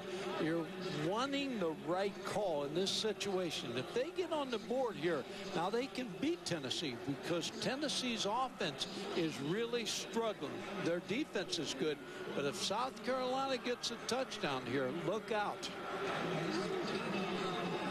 Talk about talent. John Chavis, the defensive coordinator, says all I know is South Carolina's been rated in the top 25 in recruiting each of the last 4 or 5 years. But that would make me think those recruiting services are not always 100% accurate. No. And we should also point out South Carolina's had a lot of players leave the program for a variety of reasons in recent years. A lot of that talent that was in recruiting classes isn't here anymore. No, they're in the stand somewhere watching on TV.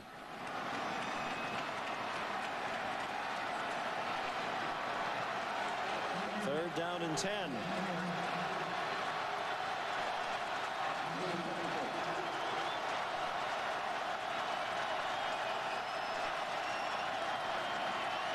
Tennessee rushes 5. Good work by the offensive line. Terrible throw by Mitchell. It's intercepted by Jonathan Heffney. And he's tackled at the 46-yard line by Nashawn Goddard. 37-yard return by Heffney. He's from Rock Hill, South Carolina, the second interception of the year.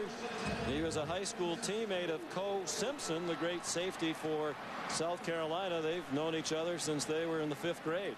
Blake Mitchell was trying to go to Kenny McKinley. He thought he was going to run a post. McKinley ran a corner route. No receiver around that throw.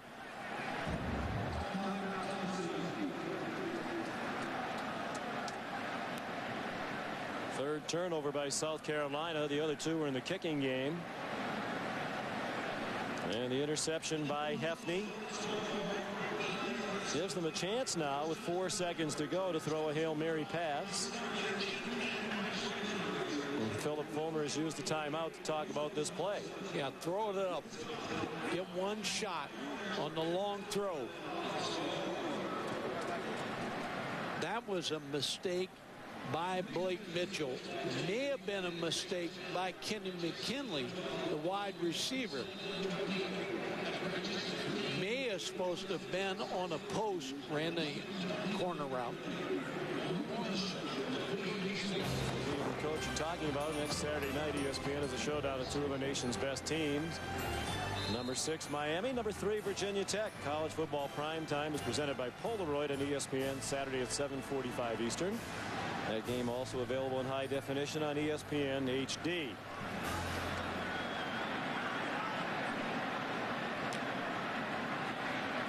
Chance for a long pass by Ainge.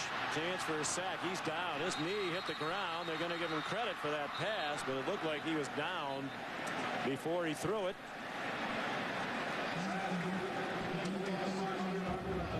Holding flag down. Marion Foster was the receiver.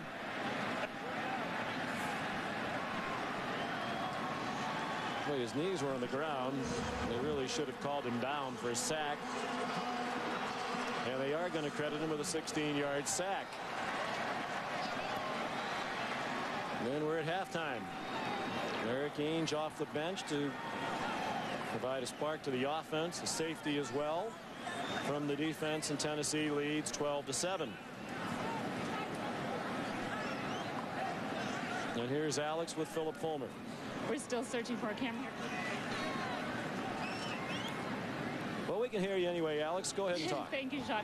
Fumbled in the red zone. What's going through your head? How badly does that hurt you? Well, obviously, we need to get touchdowns and not turn the ball over. You know, I'd like it to be 19 right now to 7 rather than 12-7 and having a thrill a minute. But kids are playing hard. We got to get those. We got to get those. We've been down there 3 times actually and hadn't gotten points.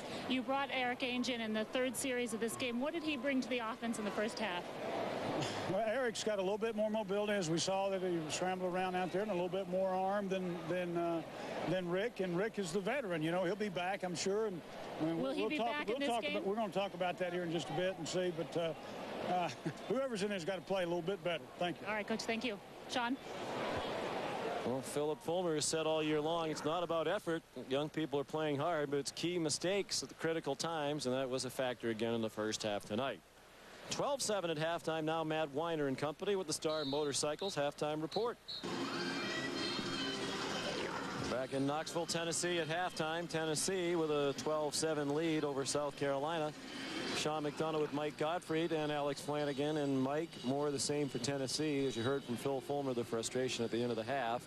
Just the 12-7 lead. The turnovers again costly. It's an offensive football team that really is struggling. They have no identity. Riggs is not playing. Their offensive running game was in the first quarter, but then South Carolina shut them down. But both quarterbacks are playing tight to me. Their offensive team is playing tight. They're making mistakes. You heard Philip Fulmer say it's possible we'll see Rick Clausen again in the second half. What would you expect? I think Eric Ainge will start, and as long as they have this lead, he'll stay in. If they lose this lead, you'll see Rick Clausen. Carolina kicks off. Lucas Taylor in the back of the end zone. Decides to take a knee. Good boot by Ryan Suckup. South Carolina scored first. Sidney Rice the touchdown. First given up by Tennessee through the air in the SEC this year. Just the second touchdown pass of the year against Tennessee. Arian Foster scored a touchdown to tie. The field goal and a safety widen the lead, but then Foster fumbled at the goal line going in again. It's still just 12-7. And Eric Ainge is the quarterback to open the second half. He came in the third series. They scored 10 quick points with him at the command. Rick Clausen threw just one pass. It was intercepted. Arian Foster for 4. Fred Bennett made the tackle. Foster had a very nice first half. He leads all rushers with 88 yards now. That is already a single-game career best. Rick Clausen, Eric Ainge, the comparison there. Rick Clausen, he was only in 3 plays, and then when he threw the interception, got yanked, and Eric Ainge had been in ever since. Ainge, like his uncle Danny, a basketball player. He thought about playing collegiately. Foster, the ball carrier. And Terrell Davis made the tackle. Ainge set the state record single season passing mark in high school in Oregon, more than 3,100 yards. And he said he didn't think there were too many college teams that were looking for a slow 2-guard in college basketball. Yeah, plus he's had turf toe here, and that's bothered his throwing motion. He stayed after practice, worked on that. Foster dragged down from behind by Jordan Lindsay after a short gain out to the 33. You look for Tennessee again to try to establish that power running game. Just pound South Carolina every now and then. A play action pass by Eric Ainge to keep the linebackers and secondary honest, but they're going to run this football. We both saw Ainge play last year as a true freshman. He looked like he was going to have a great career, and he probably still will. But it's surprising how much he struggled this year, given the poise and the talent that he displayed last year. Foster pulled down by Lance Laurie. Tough spot, Sean, because you have a veteran like Rick Clausen who the players believe in. You're a young guy. You won the job early in the fall camp, and then you said, Eric Ainge said, I have to be better. And then all of a sudden, I think when you start to substitute quarterbacks, they're always trying to make things happen. They're always looking to the sideline. With that last carry, Foster over 100 yards for the game to 101, and much more than that now. Coe Simpson finally managed to pull him out of bounds. But he's across midfield to the 46-yard line of South Carolina, 17-yard run. I want to go back to the coaches now. When you Philip Fulmer and you start Eric Ainge, and then all of a sudden he doesn't come out of the gate right, then you go to the 6th man. Rick Clausen comes in and he plays well. So you're in a spot. You're always in the spot.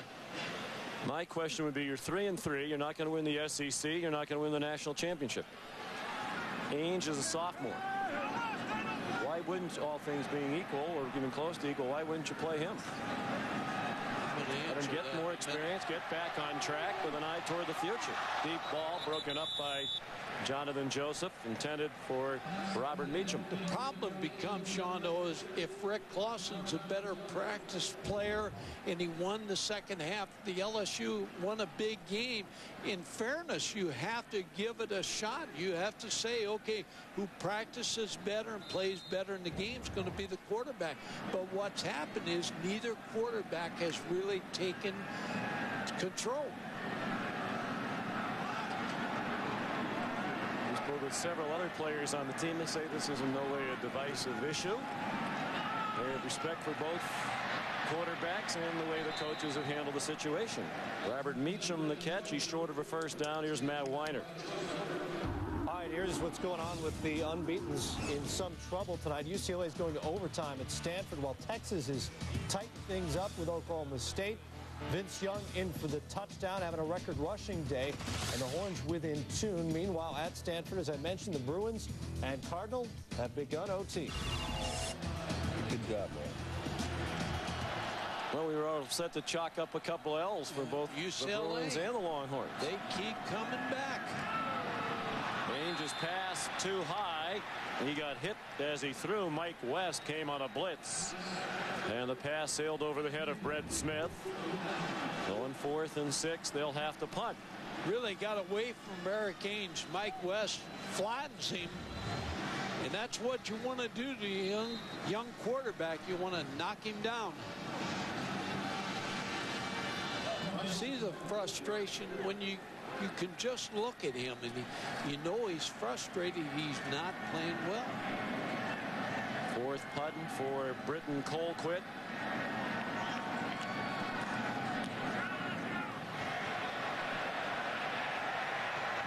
And he's going to do it again. Had one down at the 2. And that was a key play in the first half. This one will be downed at the 4. The 38-yard punt.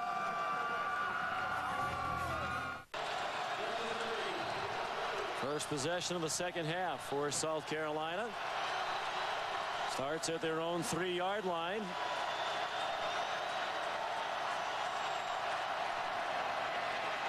Mike Davis out to the 9. Did well to dodge a tackle behind the line of scrimmage. Jonathan Hefney finally got him down. Here's Alex. Hey, Sean, South Carolina enters the second half without 2 of its wide receivers. Of course, they came into this game without Savell Newton. Noah Whiteside injured his ankle in the first half, is out for the rest of the game. And, of course, we all watched Carlos Thomas go to the hospital. There is some good news so far out of the hospital. He is conscious. He does have motion. They're doing some CAT scans right now and reevaluating him. We'll bring you more information, Sean, as we get it. All right, Alex, thank you. 2nd and 4 from the 9. Mike Davis will not dodge those tacklers behind the line this time. Justin Harrell, the junior from Martin, Tennessee. Justin Harrell comes up the football field. Simon's also there, the outstanding linebacker to make the play.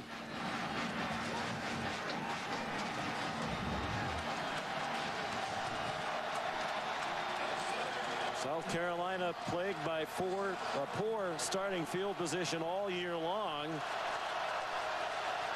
Only 34% of their drives all year have started beyond their own 25-yard line. Nice catch. Kenny McKinley helping that depleted receiving corps, catching a ball thrown behind him for a first down to the 16-yard line. That was a big catch. Ball thrown behind Kenny McKinley. Good concentration to make this catch and pick up the first down. Because if he drops that football, you're punting from your end zone. We talk about the field position in 4 of their first 7 games. The Gamecocks did not start a drive beyond their own 40-yard line. Half their drives this year have started at their own 20 or worse. Davis dropped for a loss by Justin Harrell. And again, here's Matt Weiner. it's over at Stanford. UCLA has pulled it out. They gave up a field goal in Stanford's first possession in overtime. Then Drew Olson to Brandon Brazil. Pretty and over with. Bruins now 8-0. They're having one of those seasons, a magical season. They've had a lot of those late rallies, none better than that one. And Drew Olson is in the Heisman race. Movement on both sides of the line, and here come the flags. Freddie St. Croix among those moving. Before the ball was snapped, false start, offense, number 54. 5-yard penalty, still second down. It was called against St. Croix. He's from Brooklyn, New York. A senior, spent some time at Dodge City Junior College in Kansas. With all the receivers' injuries, you have to figure if they're going to get a big play, talking about South Carolina, it has to be Sidney Rice. And John Chavis knows that also, that they have to get the ball to number 4. And again, they're late getting out of the huddle, slow getting to the line, and movement again.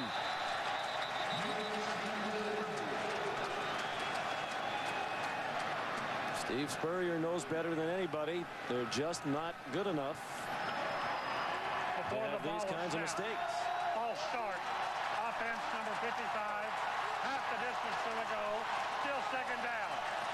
And at Florida, they were good enough, Mike, to overcome 5-yard penalties here and there. They're not good enough at South Carolina yet. Oh, you're right.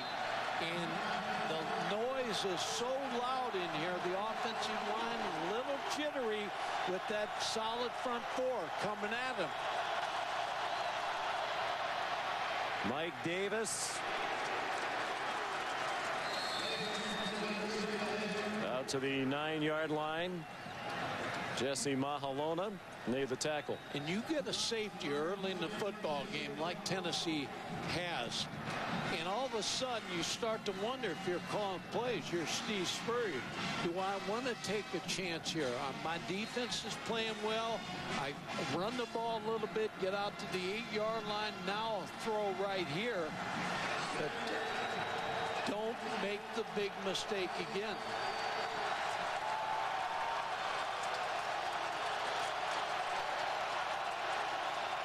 Third down and 18. 4 wide receivers.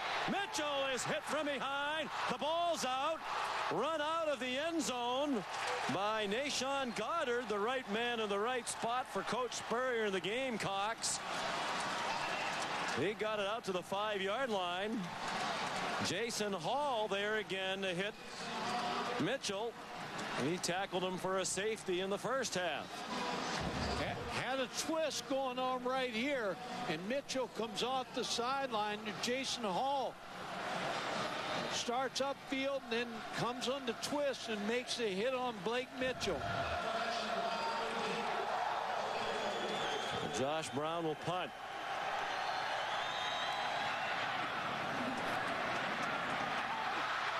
And it's muffed by Austin Rogers, but he fell on it at the 38-yard line. Again, excellent field position after a 32-yard punt. That pass rush relentless, but South Carolina still within 5.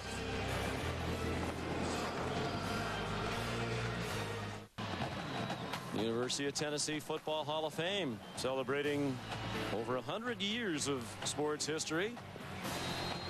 Among those honored, Peyton Manning, perhaps someday Jason Hall as well. Made a couple of big plays. That's 2 weeks in a row. He's had 2 sacks. They're trying to strike quickly. Ames just a little bit too far for Chris Hannon. He was behind the cover man Fred Bennett, but Hannon couldn't quite run under the aerial from Ainge. They had what they wanted here, the big play. Chris Hannon against Fred Bennett. He's out there open. Eric Ainge, too much. He knows it. Hannon grew up in Sarasota, Florida. Big fan of the Gators. He grew up wanting to play for Steve Spurrier. He said earlier this week it's an honor to play against Coach Spurrier. Ainge, the bullet a little bit too far ahead of Jason Swain. Just a little bit off in the passing game. I don't care what plays you call. When your quarterback's tight and your offense, Randy Sanders really has a tough job because the plays are there. Hannum was open. This was open on the last play. Eric Ainge just playing too tight. Well, Coach, would you go back to Clausen? As long as we have this lead, and I was the coach of the Tennessee team, I'd stay with Eric Ainge. 3rd and 10. Ainge hit as he throws, incomplete. Horace Lambert hit him. And the natives are getting restless. The longer you let this 2-touchdown underdog hang around, the more dangerous that underdog becomes. And when you look at the schedule, they had Alabama last week. Tennessee laid it on the line. Could have won that football game. Mistakes. They have Notre Dame next week. So South Carolina's got a great chance here at Tennessee.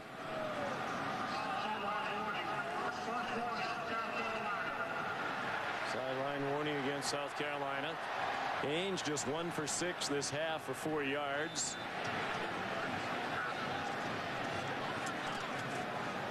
Steve Spurrier says we're about 3 recruiting classes away from having the talent we'll need to contend for an SEC championship.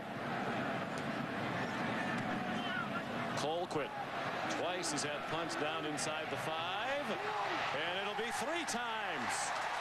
Great effort by Ja'Cory Williams to dive and save that one at the goal line. 37-yard punt. 3rd time they've had one down inside the 5. South Carolina will start again at the 3-yard line. Outstanding play by the freshman Ja'Cory Williams.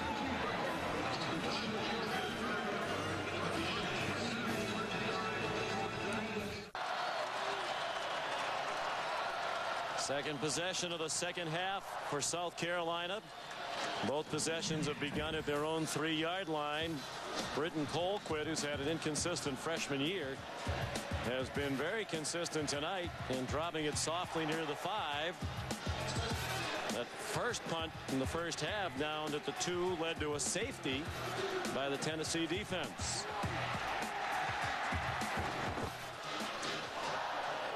Punting at the best when you have the skill that Britton Colquitt is using in this football game. He's not trying to boom the ball. He's just trying to drop it inside the 10-yard line.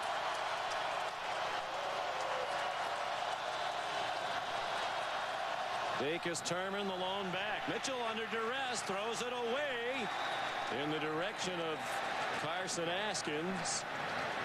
Close enough to avoid a grounding call in the end zone, which would have been another safety. You're Blake Mitchell. You say to your offensive line, hey, fellas, I need a little more time.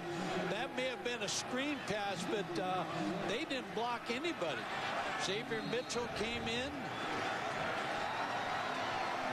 Tony McDaniel, both backups up front. Not only are they talented, they're very deep in that front 4 for the University of Tennessee. Back to the I formation now. And Mike Davis spins ahead for a yard. Well, the field position's been rough most of the year, but never more so than here in the second half. And in these last 4 possessions, the last 2 of the first half,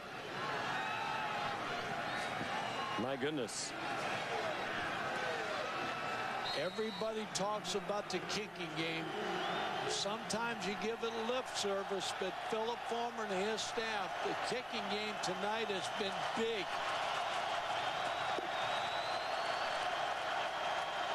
Officially no gain on the last play for Davis. 3rd down and 10. Davis open over the middle. But he doesn't get much out to the 7. Omar Gaither made the tackle.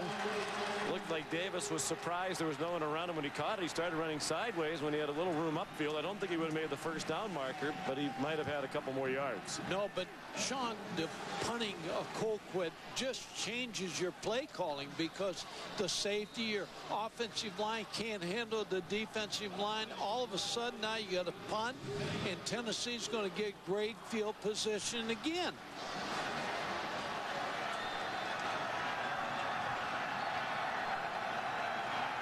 Josh Brown. Flag down. Lucas Taylor fielded the bouncing punt. 1 yard return to the 43. 38-yard punt.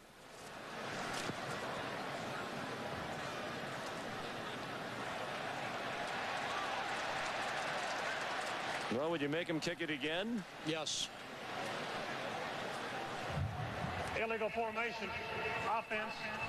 Not enough players on the line of scrimmage. That penalty is declined. First down. I said yes, but because they almost blocked it, and in the spread formation, you have a chance. But you do really have great field position on the 43. Well, a lot of pressure on that punter when you punt out of the back of your end zone. He hasn't really boomed one yet tonight. No. You only return that one 1 yard. It is good field position, but I think you could get better field position. You had him do it again. Tennessee not being greedy. Leading 12-7. That was the score at the half. Arian Foster tackled by Stanley Doty. Here's Matt. Hi, this studio update brought to you by Taco Bell. We showed UCLA overcoming a 21-point fourth-quarter deficit to win their game and remain unbeaten. Texas has overcome a 19-point deficit to take the lead at Oklahoma State. Vince Young to Neil Tweedy. One-loss TCU, however, trails at San Diego State in the Mountain West. They've had a strange year. Their one loss was to SMU. One of the weakest teams they've played all year. They've had some great wins. Now San Diego State, a team that's really scuffled. They're trailing them as well. TCU's got a very good quarterback, Ballard. But I want to congratulate you because, see, you're knowledgeable. And if you're watching this game, you said early Oklahoma State had that big lead on Texas last year. So you knew it. You know everything, Aaron, with the ESPN encyclopedia. Ainge, a little juggling act. Then he throws a duck as he was hit as he throws, and it was still close to Josh Briscoe. I remember Mac Brown said at halftime of that game last year to his team, all right, we're down 35-7. We're going to win 42-35. And they actually won by more than that. He apologized after the game for underestimating his team. Well, when you've been in that spot, I have to think Texas moving to #1 affected their football team this week. Everybody patting them on the back all week. So USC will move to #1 next week. Let's see if Colquitt can do it again. This has been Tennessee's best play here in the second half. I wish I could make my sand wedge stop like this, Mike. This one might have a little, well, now he's going for the angle. Oh, no. The official got flattened by Ja'Cory Williams. I believe that's Richard Morales, the field judge, holding his position right at the pylon, and Ja'Cory Williams with his eye on the ball, trying to make another great play as he did on the last punt when he dove to keep the ball out of the end zone. But the referee, the official, standing stationary, never saw Ja'Cory Williams coming apparently, and he ran almost full speed. And you see the official looking up at the ball, never sees Ja'Cory Williams.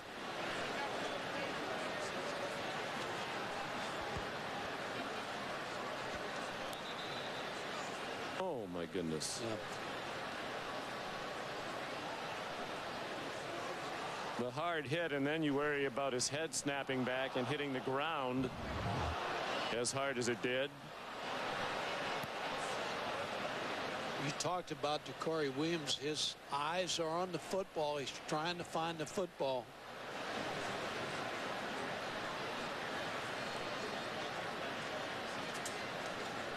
It is Richard Morales, the field judge. And as you said, this has been a very well officiated game. It's been sloppily played. They've been challenged, these officials, and done a great job. They've made every right call, and they're right on everything. And Richard Morales trying to see if that ball was going to go out at the pylon and right on the football, but I was so caught up in what happened to him, as you might understand. I don't even know what the call was. I think it went as a touchback, but it was very close by Colquitt again. Well, the good news is, as you can see, those are his legs moving. Again, bending his knees now, and that's very good news. I think the larger question was whether or not he lost consciousness at the time of that collision or when he hit the ground. And while they take care of Richard Morales, we'll check in again with Matt. All right, John, thanks very much. Let's take a look at LSU. We'll get to them in a moment. First, Fresno State at Hawaii. Tight game in the fourth quarter, and it's tight no longer. Wendell Mathis breaks through, sort of pecked his way through that line, and 78 yards later, little insurance for Fresno State. Meanwhile, I mentioned LSU. They lead 28-3 in a non-conference game. That one rescheduled. North Texas rescheduled because of Hurricane Katrina, and LSU leads at 28-3. Texas, as we showed you, has now taken the lead at Oklahoma State. How much of a wake-up call for the Longhorns? You know, whatever Mack Brown has at halftime, he needs a can it, because the last 2 years, their team's come back strong in the second half. But, you know, Oklahoma State's just hanging around. They're only down 6, so you never know in a game like this. Vince Young having a career day rushing, 245 yards rushing so far. And you knew there would be a game like this for Oklahoma State eventually. Assuming they get through this, do you see them in the Rose Bowl like everybody else? Well, you know, it's just so hard to project anything anymore. You think something's going to happen. Like, look at UCLA tonight. We'll talk in a minute. But I think Vince Young right now gives you a quarterback down after down. I don't even think he's hit the ground. The only time they stop him is when he runs out of bounds. 245 yards rushing for a quarterback, and his passing's been right on the money, too. But yeah, we're going to go back to the game now. I sure hope this guy makes it all right. Yeah, it was scary. It's amazing it doesn't happen more often with officials. Hopefully he's okay, and we can get back to football at Tennessee. Here's Sean and Mike. Well, gentlemen, obviously we all share your concern. The good news is, as you can see, Richard Morales is back on his feet, holding a cloth up to his chin.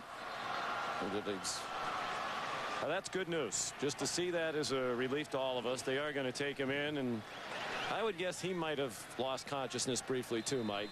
And the officials do such a good job, Sean. I know people criticize them, and I've been on the sideline criticizing, but I'm telling you, they do a good job. Ball does come out to the 20. 1st and 10, South Carolina, their best starting field position of the half. First time in 3 possessions they haven't started at the 3. And Mike Davis dropped the pass from Blake Mitchell. Mitchell, a work in progress. Steve Spurrier told us he was a quarterback in high school who was in a run offense. So not only is he making the transition of being in a passing offense, but it's a brand new offense to him and his teammates. And he doesn't make many mistakes. 11 touchdown passes, 5 interceptions, 109 of 170 coming into this game. Fairly accurate passer all the time.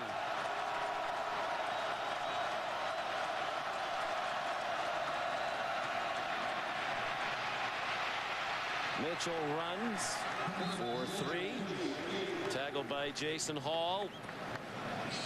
Matt McLaughlin. Jason Hall's had a big night. He's not the only fine athlete or talented guy in his family. He has a brother, Jermaine, who's playing basketball over in Ireland. He played a couple of years at Ohio State. And he has another brother, John, who goes by Mr. J, who is a DJ. You asked him, he said, I'm his assistant. You said, what does a DJ's assistant do? But so he gave an answer. He gives him some suggestions about which songs to play. His brother's a highly sought-after DJ in the Atlanta area. There's a first down. Much sought after by South Carolina. Flag down. This one's coming back for a holding call. Chris Clark the catch. We talked about Jason Hall. I believe he's being held on this play. Oh, yeah. 10-yard penalty from the previous He went around Jabari Levy for the sack and the safety in the first half. He was going right around him again on that play, and Jabari Levy couldn't help but drag him down. This will be a nightmare for Levy because Jason Hall has been active coming off the corner. And Levy might be their best offensive lineman. This is his 25th career start tonight. Another big mistake by South Carolina. The penalty, they had the first down. Now they're backed up again. 8 penalties against the Gamecocks, all on the offense. Down to a minute and a half to go in a scoreless third quarter. Tennessee leads by 5. Wide receiver screen. Kenny McKinley got the first down. Boy, he did a little dance just shy of that 30-yard line, and you wondered for a second if it would cost him. But he continued across the yard to make a 16-yard gain before Antoine Stewart made the tackle. Nice call by Spurrier and well executed. Real good call. When you can't run the football, that's the equalizer to the pass rush. The quick screen, get the ball out there, get your linemen downfield. Return home for Steve Spurrier. Grew up about 100 miles from here in the mountains of Johnson City, Tennessee. Decided to play at the University of Florida, where he won the Heisman Trophy. Later became their coach. Sidney Rice. First down across midfield and down at the Tennessee 45. Inky Johnson finally got him on the ground with help from Antoine Stewart. 25 yards on the completion to Sidney Rice. Just a quick throw underneath, letting the zone coverage open. Sidney Rice then shows you why Steve Spurrier really likes this young receiver. Redshirt freshman, good speed, good hands, makes big plays. He's had 5 catches tonight, meaning he's had at least 5 catches in 6 of the 7 games in which he has played this year. He missed their opener against Central Florida with a broken finger. Mitchell, another quick throw from Mike Flint, and this time Stewart's on top of it. That'll be the final play of the third quarter. Neither team scored. South Carolina didn't have much of a chance to score in that third quarter with horrible field position, but they're marching now down by. We're back at Neyland Stadium. More than 107,000 on hand to watch 4-3 South Carolina take on 3-3 Tennessee. These 2 legendary coaches head-to-head for the first time in 4 years. Both needing victories down the stretch for bowl eligibility. South Carolina needs to win 2 of its last 4. Mitchell hit as he throws, but it's caught by Sidney Rice. When he broke that arm tackle, he was heading for the end zone. Antoine Stewart prevented the touchdown. 27 yards on the completion to Rice. Their big playmaker making big plays on this critical drive. That was a well-thrown ball under pressure by Blake Mitchell. You see Rice running down the middle of the football field against 2 deep coverage. Made the catch, and Stewart with a good tackle.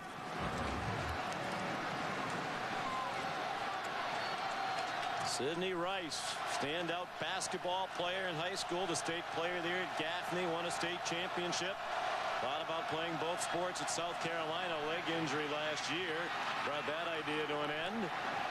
Mike Davis, the ball carrier, he got a solid 8 yards before he took a good stick from Jonathan Hefney.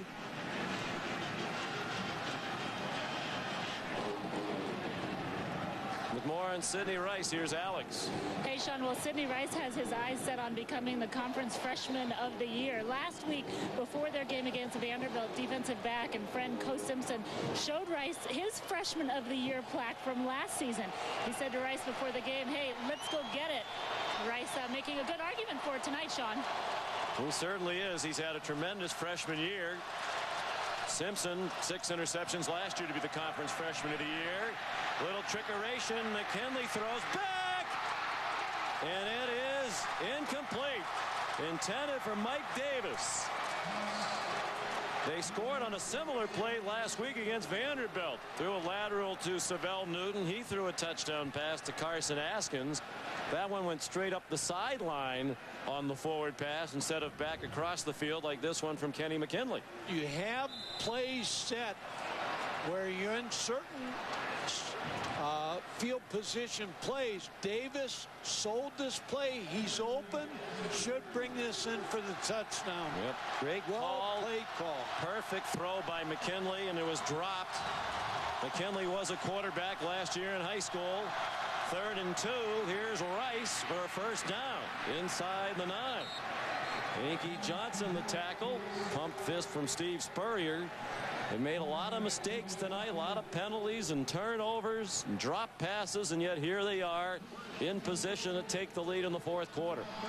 Sean, I would think down here when you have the ball on the 8-yard line, Tennessee's so good against the run. I think you may have to throw a fade pass here. Rice would be my choice again to throw the ball in rather than try to run it in. 10th play of the drive. Started at their own 20. Davis squirts ahead to the 4-yard line. Omar Gaither made the tackle. Not big chunks in the running game tonight, but just enough for Coach Spurrier to have it be effective and make Tennessee have to respect it. Good point. That's the screen. John Chavis knows they're not a great running team, but just enough. Like salt in your meat. When you're eating the steak, put a little salt on it, a little pepper. That's what he's doing. 43 yards rushing for Davis. 2nd and goal just inside the 5. Play clock running out. They're throwing for the corner of the end zone. Rice. Incomplete. They grabbed him. Steve Spurrier wanted a flag. I don't see a flag. There is a flag apparently on the field. Must be in one of those orange checkers in the end zone. I'm not sure that ball was going to be catchable. And the flag is not for grabbing the receiver. It's for illegal procedure. We did, by the way, have an alternate official, Penn Wagers, who has come into the game for Richard Morales, who left to get medical treatment. And clearly there's contact there. The question is, was that going to be catchable? Not enough players on the line of scrimmage. 5-yard penalty from the previous spot. Replay the down. Well, it might have been catchable if he didn't grab him. Yeah, Antoine Stewart grabbed Sidney Rice. Should have been called. And the only explanation could have been it wasn't catchable, but they never gave that signal. At least I didn't see it. 2nd and goal. They're back at the 10. Mike circled Sidney Rice. Mitchell flushed, looking to run. It's back to the 5. Upended by Rashawn Fellows.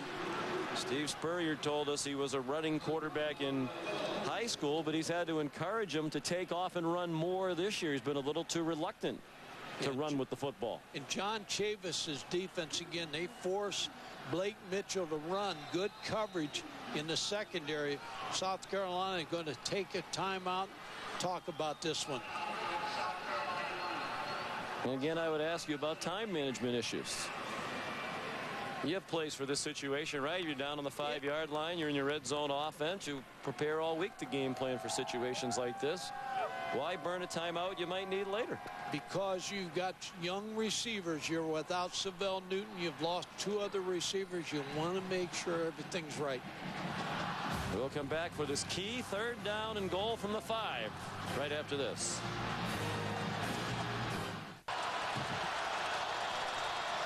Timeout, South Carolina. It looks like they're going to use another timeout. Well, they wanted to line up, apparently, see what they got from the defense, although that looked like kind of a sarcastic smile from Coach Spurrier. I'm not sure he wanted this timeout, too. I don't think so. Well, now they're really putting critical importance on this play, because later on, if they're still trailing, they're not going to have any timeouts to stop the clock. Time for our Dr. Pepper SEC update. We take a look at the standings in the East. If Georgia won today, they had wrapped up the East, but they lost to their rival Florida at the world's largest outdoor cocktail party. So Florida, if they win out and get a little help. The Gators are alive. They're alive. We're going to see them next week against always dangerous Vanderbilt. They're alive, and Vanderbilt, Jay Cutler is going to go in there next week, and we'll get a game. The West, Alabama is playing so well on defense. Brody Croyle playing so well at quarterback. I still say LSU has the best talent. I think they have the best talent of any SEC team we've seen in either division. I do too. They have to go to Alabama. So Alabama's sitting in pretty good shape right now. Touchdown to take the lead. After 2 timeouts to set up this play, 3rd down and goal for South Carolina. Mitchell, pump fake, throws to Rice. Touchdown! He caught it in traffic. It was worth the wait for Steve Spurrier. Now the question he has to ponder, do you go for 2? There's a lot of time left. Have to go for 2, Sean. Yep, get ahead by 3, so that way a field goal ties you. Doesn't beat you. 11.5 to go. They had Rice surrounded. We talk about his basketball skills, Mike, and he really does use his body to get position in a crowd like a basketball player. Oh, you're right. And the pump by Blake Mitchell really set that pass reception open for Rice. Now he has the single season touchdown reception record all by himself. They blitz the 2-point play, and it is an incomplete pass. Kevin Simon came charging up the middle. Tennessee fans thought that should have been a fumble. It could have been returnable, but it's ruled incomplete. So the try for 2 points fails, and South Carolina leads by 1. Their second lead of the night. They led 7-0. They had a drop touchdown pass, but they overcame it on the great play in traffic by Rice.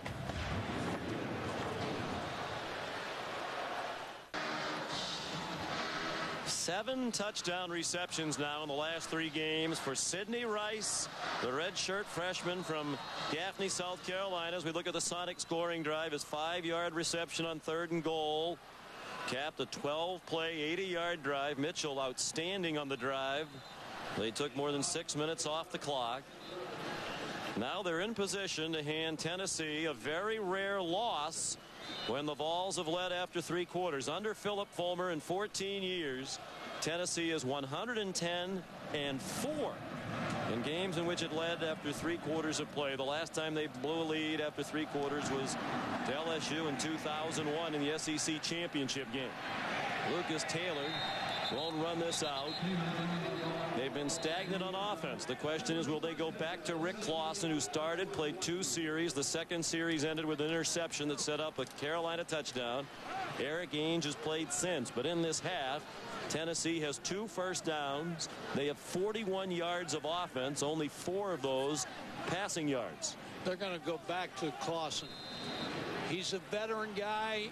Eric Ainge has not thrown the ball well, so you come back. I said when they lose the lead, they're bringing the Clausen back. Clausen's a veteran. Ainge led them to 10 quick points. The offense has been stagnant ever since.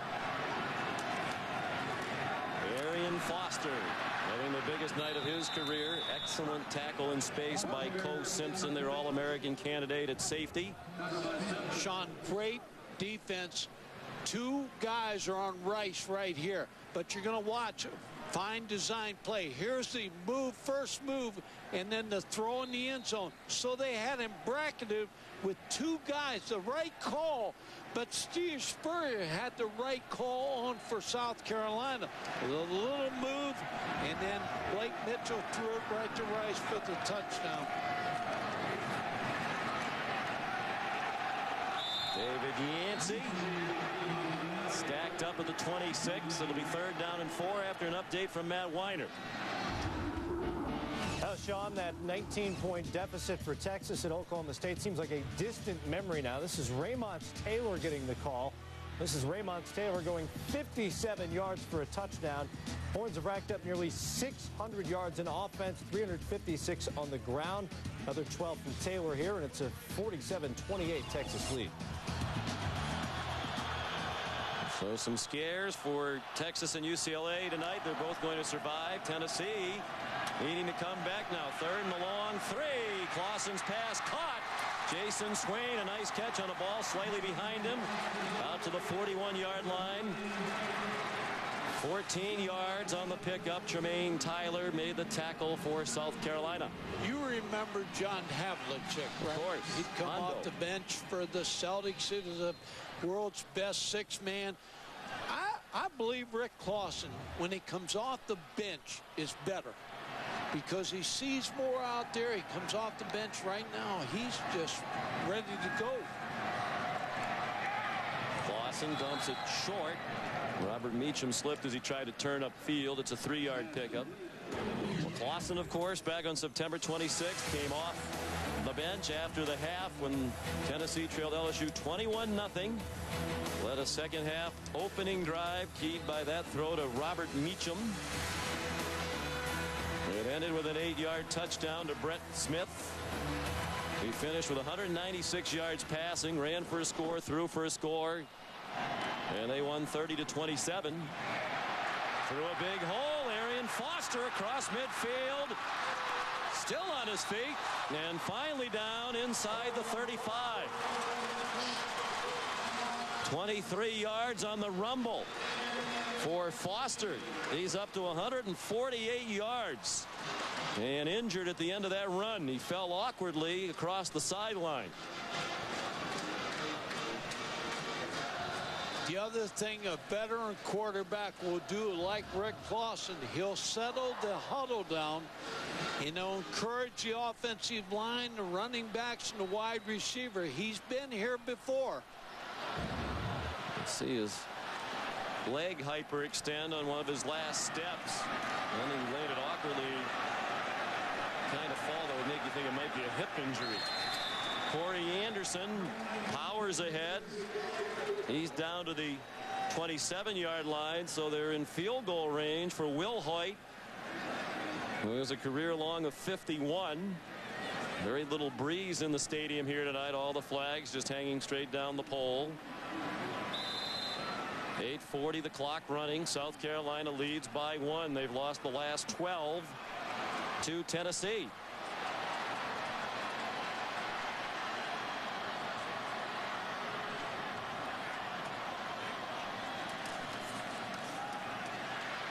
Corey Anderson. They said we'd see him some at tailback tonight, and we have. Stanley Doty, pardon me, made the tackle at the 26th. It'll bring 3rd down and 2. Sean, I say it again. When you huddle up, one of the things about the huddle is to get the play in. The other thing is to encourage your guys. And Rick Clausen is doing that at this time. Corey Anderson, usually their fullback, again the tailback. In a short yardage situation, they faked it to him, and it's dropped by David Holbert, who was the fullback. They had the first down and then some. Now Philip Fulmer with no choice but to send out the field goal unit. And again, I would remind these Tennessee fans who blame the coaches for what's happened this year. There's another play where they had a great play called, and it just wasn't executed. And it could have been big yardage, but drop passes. Tennessee leading the league. Drop passes. 43-yard try for Will Hoyt.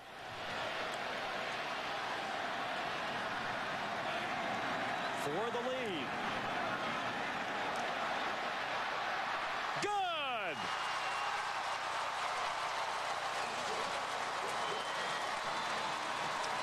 James Will Hoyt, the junior from Hendersonville, Tennessee, with a field goal of 43 yards. And Tennessee leads 15-13. 8 points tonight, giving him an even 200 now for his career. He's the active scoring leader in the Southeastern Conference, and few points in his career bigger than those for Wilhoit. Well, Steve Spurrier and the offense with more work to do if they're going to pull off the upset in Knoxville tonight. Back in Neyland Stadium, third largest stadium in college football. It's seen a very exciting game here tonight. Only Michigan Stadium and Beaver Stadium at Penn State are bigger than this one. Wilhoit fired up after that big field goal that gave him the lead. Kicks another into the end zone. We'll see if Mitchell and the Gamecocks have another 80-yard drive in them. Yeah, Tennessee's kicking game has been big.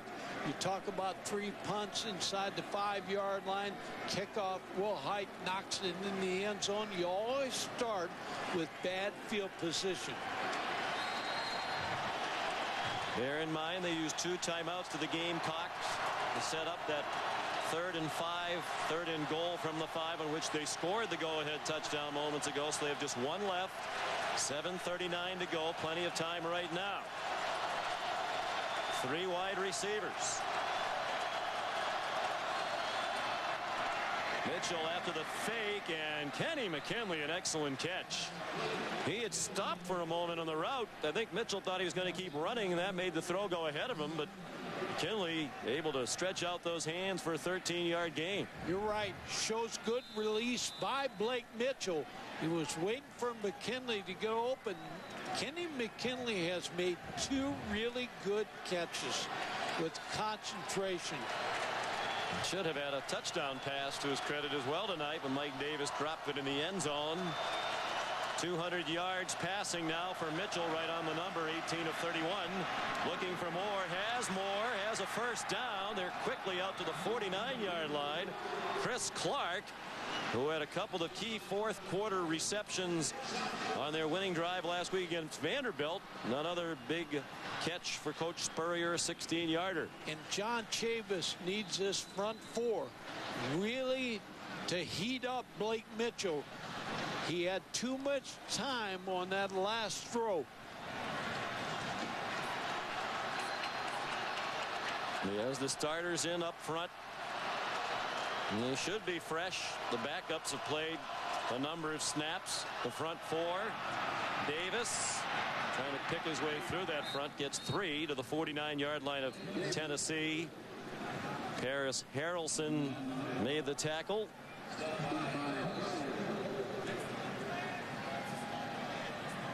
A lot of pressure on the secondary of Tennessee. Inky Johnson, Jonathan Wade, whoever's on Sidney Rice, lock him down. Right now the difference, the failed 2-point conversion for South Carolina moments ago. A field goal would give them the lead. Josh Brown has a career long of 45 yards. 2nd and 7, the showing blitz.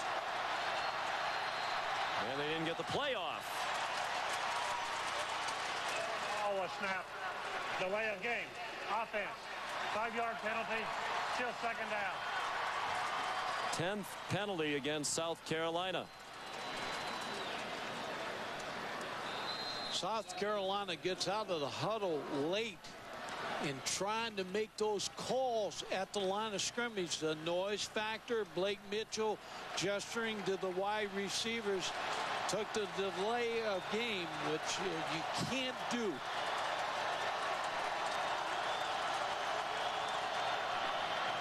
Mitchell with time. It's a completion to Chris Clark. Down about 2.5 yards short of the first down. Demetrius Morley, a backup safety, made the tackle.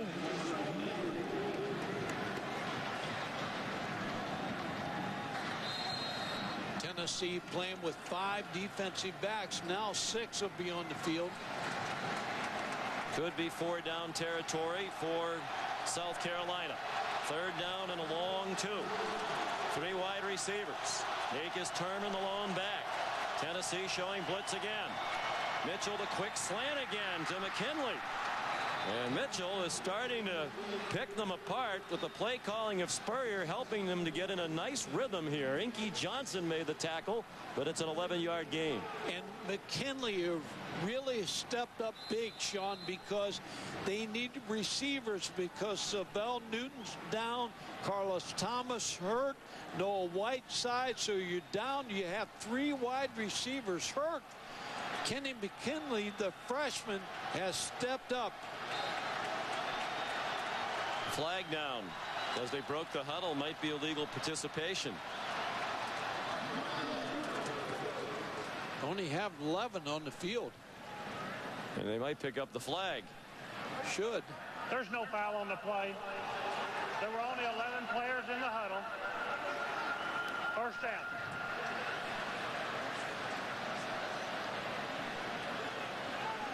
If I were the offense, I'd be a little annoyed by that. You're in a little rhythm here. You seem like you have the defense on the heels, and now because the referee can't count.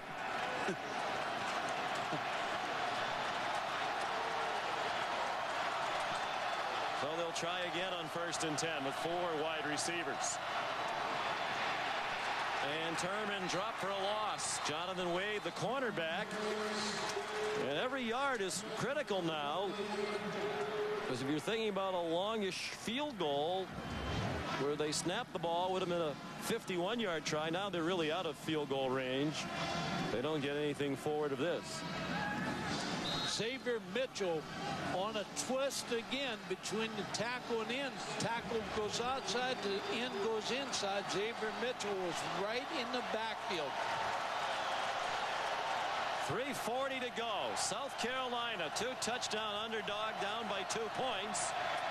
Mitchell zings another one for McKinley to the 32-yard line. It would be a 49-yard field goal from here. And a big 3rd down upcoming. They need to get just inside the 25-yard line. 3rd and a short 8 along 7. When you have a receiver like Sidney Rice, you double him. And McKinley is a beneficiary of this defense. 3 minutes to go. 4 receivers. Mitchell out of the gun. 4-man rush picked up. Pass incomplete. Contact as the ball arrived. Morley broke it up. Intended for Chris Clark. And Coach Spurrier with a decision to make. This would be close to a 50-yard field goal. The career long for Josh Brown is 45. That was this year against Kentucky. He came into tonight having made 13 of his last 14 field goals. They do have Ryan Suckup, the freshman, who's tried some long ones, 2 of them, but he's 0 for 2 this year, so they'll stick with Brown. A 49-yard try for the lead with 2:51 to go. It is good! This one reminiscent of the old days when Spurrier and Fulmer used to go head-to-head when Steve Spurrier was the ball coach of the Florida Gators. This has every bit the drama and excitement of those memorable matchups. Been a great game. When you look back on this game, Philip Fulmer and his staff, the mistakes the offense made in this first half of this football game has really put them in a bad position. But a lot of time on the clock. Tennessee has all 3 timeouts left. Rick Clausen has been here before, the comeback kid in the LSU game, so this is far from over. Josh Brown in the holder. Mike Crowfoot knew a lot earlier than Steve Spurrier that ball was going over the bar, and I don't know how those two knew it as quickly as they started jumping up and down, because it didn't make it by much. So the spotlight back on Clausen. He marched them down for a field goal upon re-entering the game on the last Tennessee possession. 2:45 to go. Tennessee has all 3 of its timeouts left. And we talked about South Carolina. Steve Spurrier knows he has to beat Tennessee or Georgia or Florida to get out of that 4th spot that they usually have in the SEC East. Ryan Suckup, the freshman, will kick off. Lucas Taylor, a chance to bring it back from the 3. Good coverage by South Carolina. Dustin Lindsay, their starting middle linebacker, there to put a hit on Taylor. 19-yard run back. A field goal would put them ahead and in all likelihood win it with so little time left. You still have the run, although Foster's hurt, Riggs is hurt, so you probably are going to go a short passing game here. Corey Anderson, the only back with Clausen, is more of a fullback blocker type. We'll refer to it as a dink and dunk attack when Clausen's in there, and that seems to be what this situation calls for. Starts with a little short pass to Meacham, and he's driven back and stayed in bounds. Fred Bennett made the tackle at the 25. A gain of 3, and the clock runs under 2.5 minutes to go. A lot of time. You hit your curl routes, inside routes, easy throws for Clausen.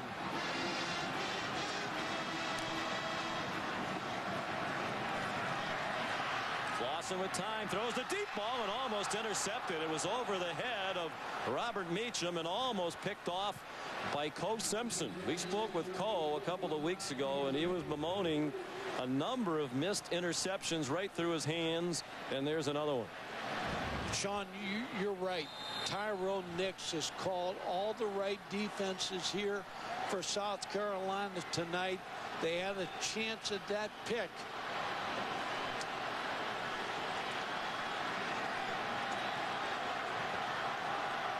Key third down play, 3rd and 7. 3 receivers for Tennessee. Clausen zips one for a first down. Brett Smith, the junior, an 11-yard gain out to the 35-yard line. The clock stops to move the chains. This is what Rick Clausen does well. Throws the in routes, the curl routes, where you get behind the linebacker, you stop the clock for the first down. Corey Anderson goes out of bounds with a 5-yard pickup to the 40-yard line. So now James Wilhoit warms up. A potential game-winning field goal situation. He has a career long of 51 yards. Longest this season, 46. 2 out of 3 tonight, including a 43-yarder. Veteran, experienced kicker, the leading active scorer in the SEC.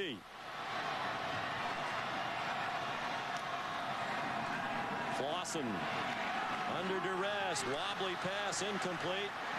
Intended for Jason Swain.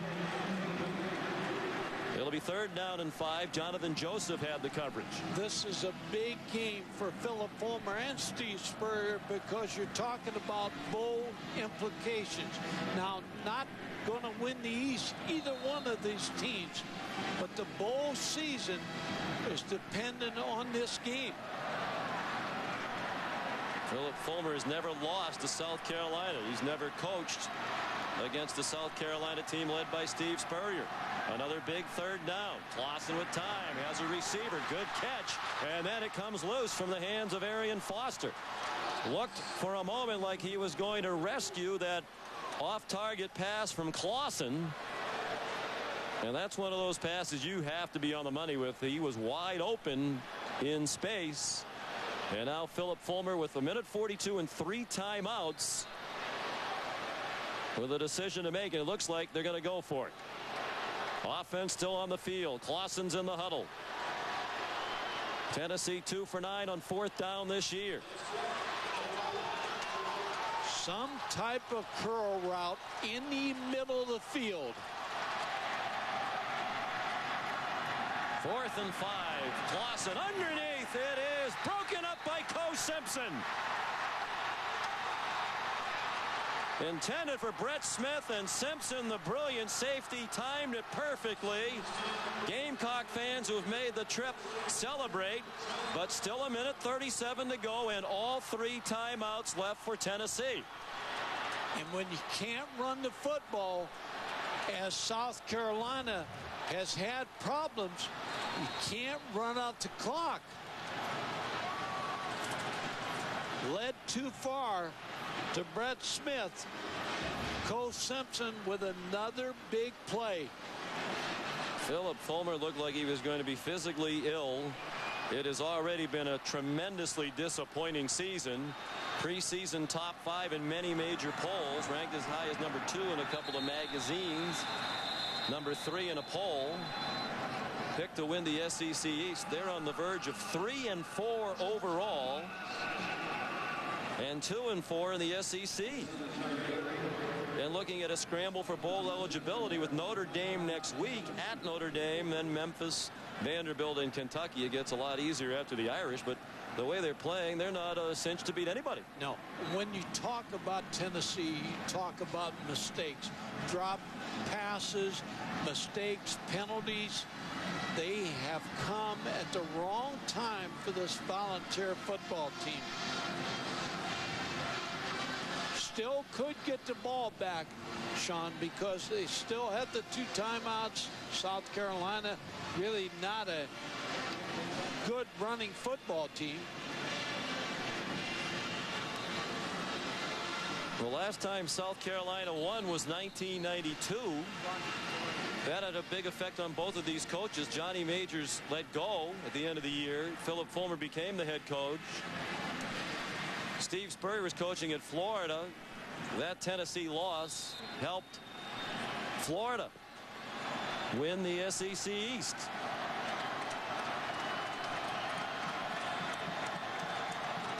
Second and 11. On the ground with Davis. Lots of running room. First down.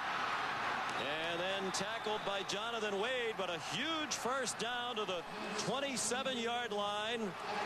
And Steve Spurrier and Philip Fulmer can sense the reality of the situation now. The seconds ticking down toward what would be a monumental upset. We talked in the latest chapter of these 2 legendary coaches head-to-head. Sean, we talked about the offensive linemen, but Levy and St. Pro, Chris White really opened a good hole on the draw play. And Philip Fulmer has come under as much criticism as he's ever had during his tenure here, and that will be ratcheted up and then some. Not only to lose to a 2-touchdown underdog South Carolina team, but particularly one coached by the man they call Darth Visor here in Knoxville, Steve Spurrier. And the mistakes his football team, the drop passes and fumbles. Foster was going into the end zone, hit the ball out of his own hand with his knee, fumbled the football through the end zone, into the end zone, and they didn't get any points on that situation. So just mistakes have beaten Tennessee if they lose this football game. Well, Philip Fulmer talked about you have some years where everything goes your way, other years where it seems nothing goes right. And this has been one of those years, including that fumble right on the goal line. Would have made it 19-7 in favor of Tennessee heading into the half. Of course, I remember where the national championship year, they had a late pass interference call at Syracuse that helped them win a game. They had the memorable Clint Sterner fumble when Arkansas here in Knoxville was just running out the clock to win that ball game. That would have been goodbye national championship hopes. They've had years when everything went right. This is not one of them. Davis into the line. They'll use another timeout, will the Volunteers, with 1:17 to go.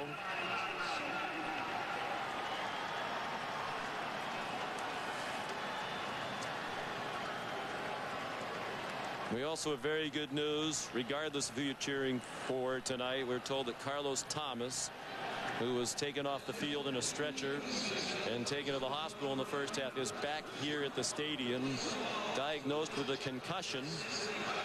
But thankfully, no debilitating injuries beyond that. That's good news. And when you look at this South Carolina football team, we saw them 3 weeks ago, Auburn. They really have improved. Well, they were terrible that night. It is amazing how much better they were tonight. I mean, they lost 48-7, and it wasn't as close as the score would indicate. And the big difference is Blake Mitchell. He didn't play in that football game. Now they go to 5 wins if they can hold on. And they have a chance. They go to Arkansas. They got Florida and Clemson at home. So they have a chance to hit that goal. Steve Spurrier said he wanted to get to a bowl. And he said 6-5, a winning record and bowl eligibility would be a tremendously successful season. As we said earlier, he equated that to a 9-2 year at Florida. That's really not necessary. Harrelson, with Mitchell going down to a knee, gave him a little smother job while he was down there, and he's lucky he didn't get flagged for it. That's just frustration on the part of really one of the great citizens in all of college football. The AFCA Coaches Association picks 11 players throughout all of college football for their good works team for great service to the community and the campus, and Harrelson is one of those players. And the defensive football team, Tennessee, has played well all year, but the offensive team just made so many mistakes tonight. My goodness. How soon they forget. Yep.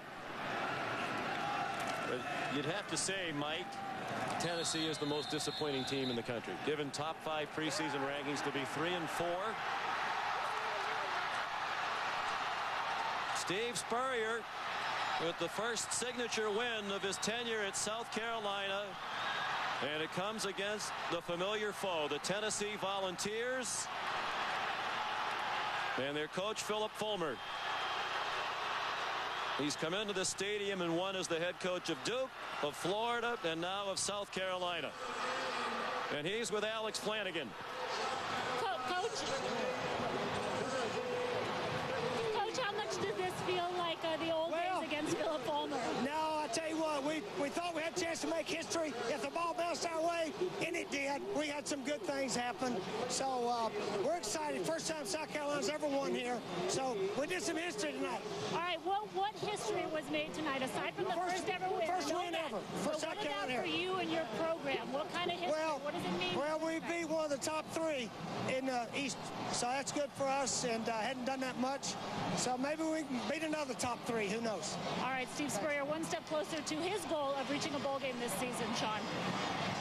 Well, he's one of the winningest coaches of all time, certainly one of the great coaches of his era, Mike. I'm not sure he's ever done a better coaching job than he's doing with this team this year. He walked into a program in disarray, put on probation, players leaving the program left and right. They had a brawl that ended last season, and yet here they are, 1 win away now from bowl eligibility.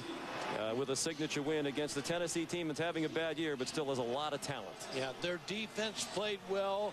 How about Blake Mitchell, and how about Sidney Rice? Had a big night, caught a couple touchdown passes. The big play, they took the lead. The South Carolina football team getting better every week. They've also now won 3 straight games in conference for the first time since 2002.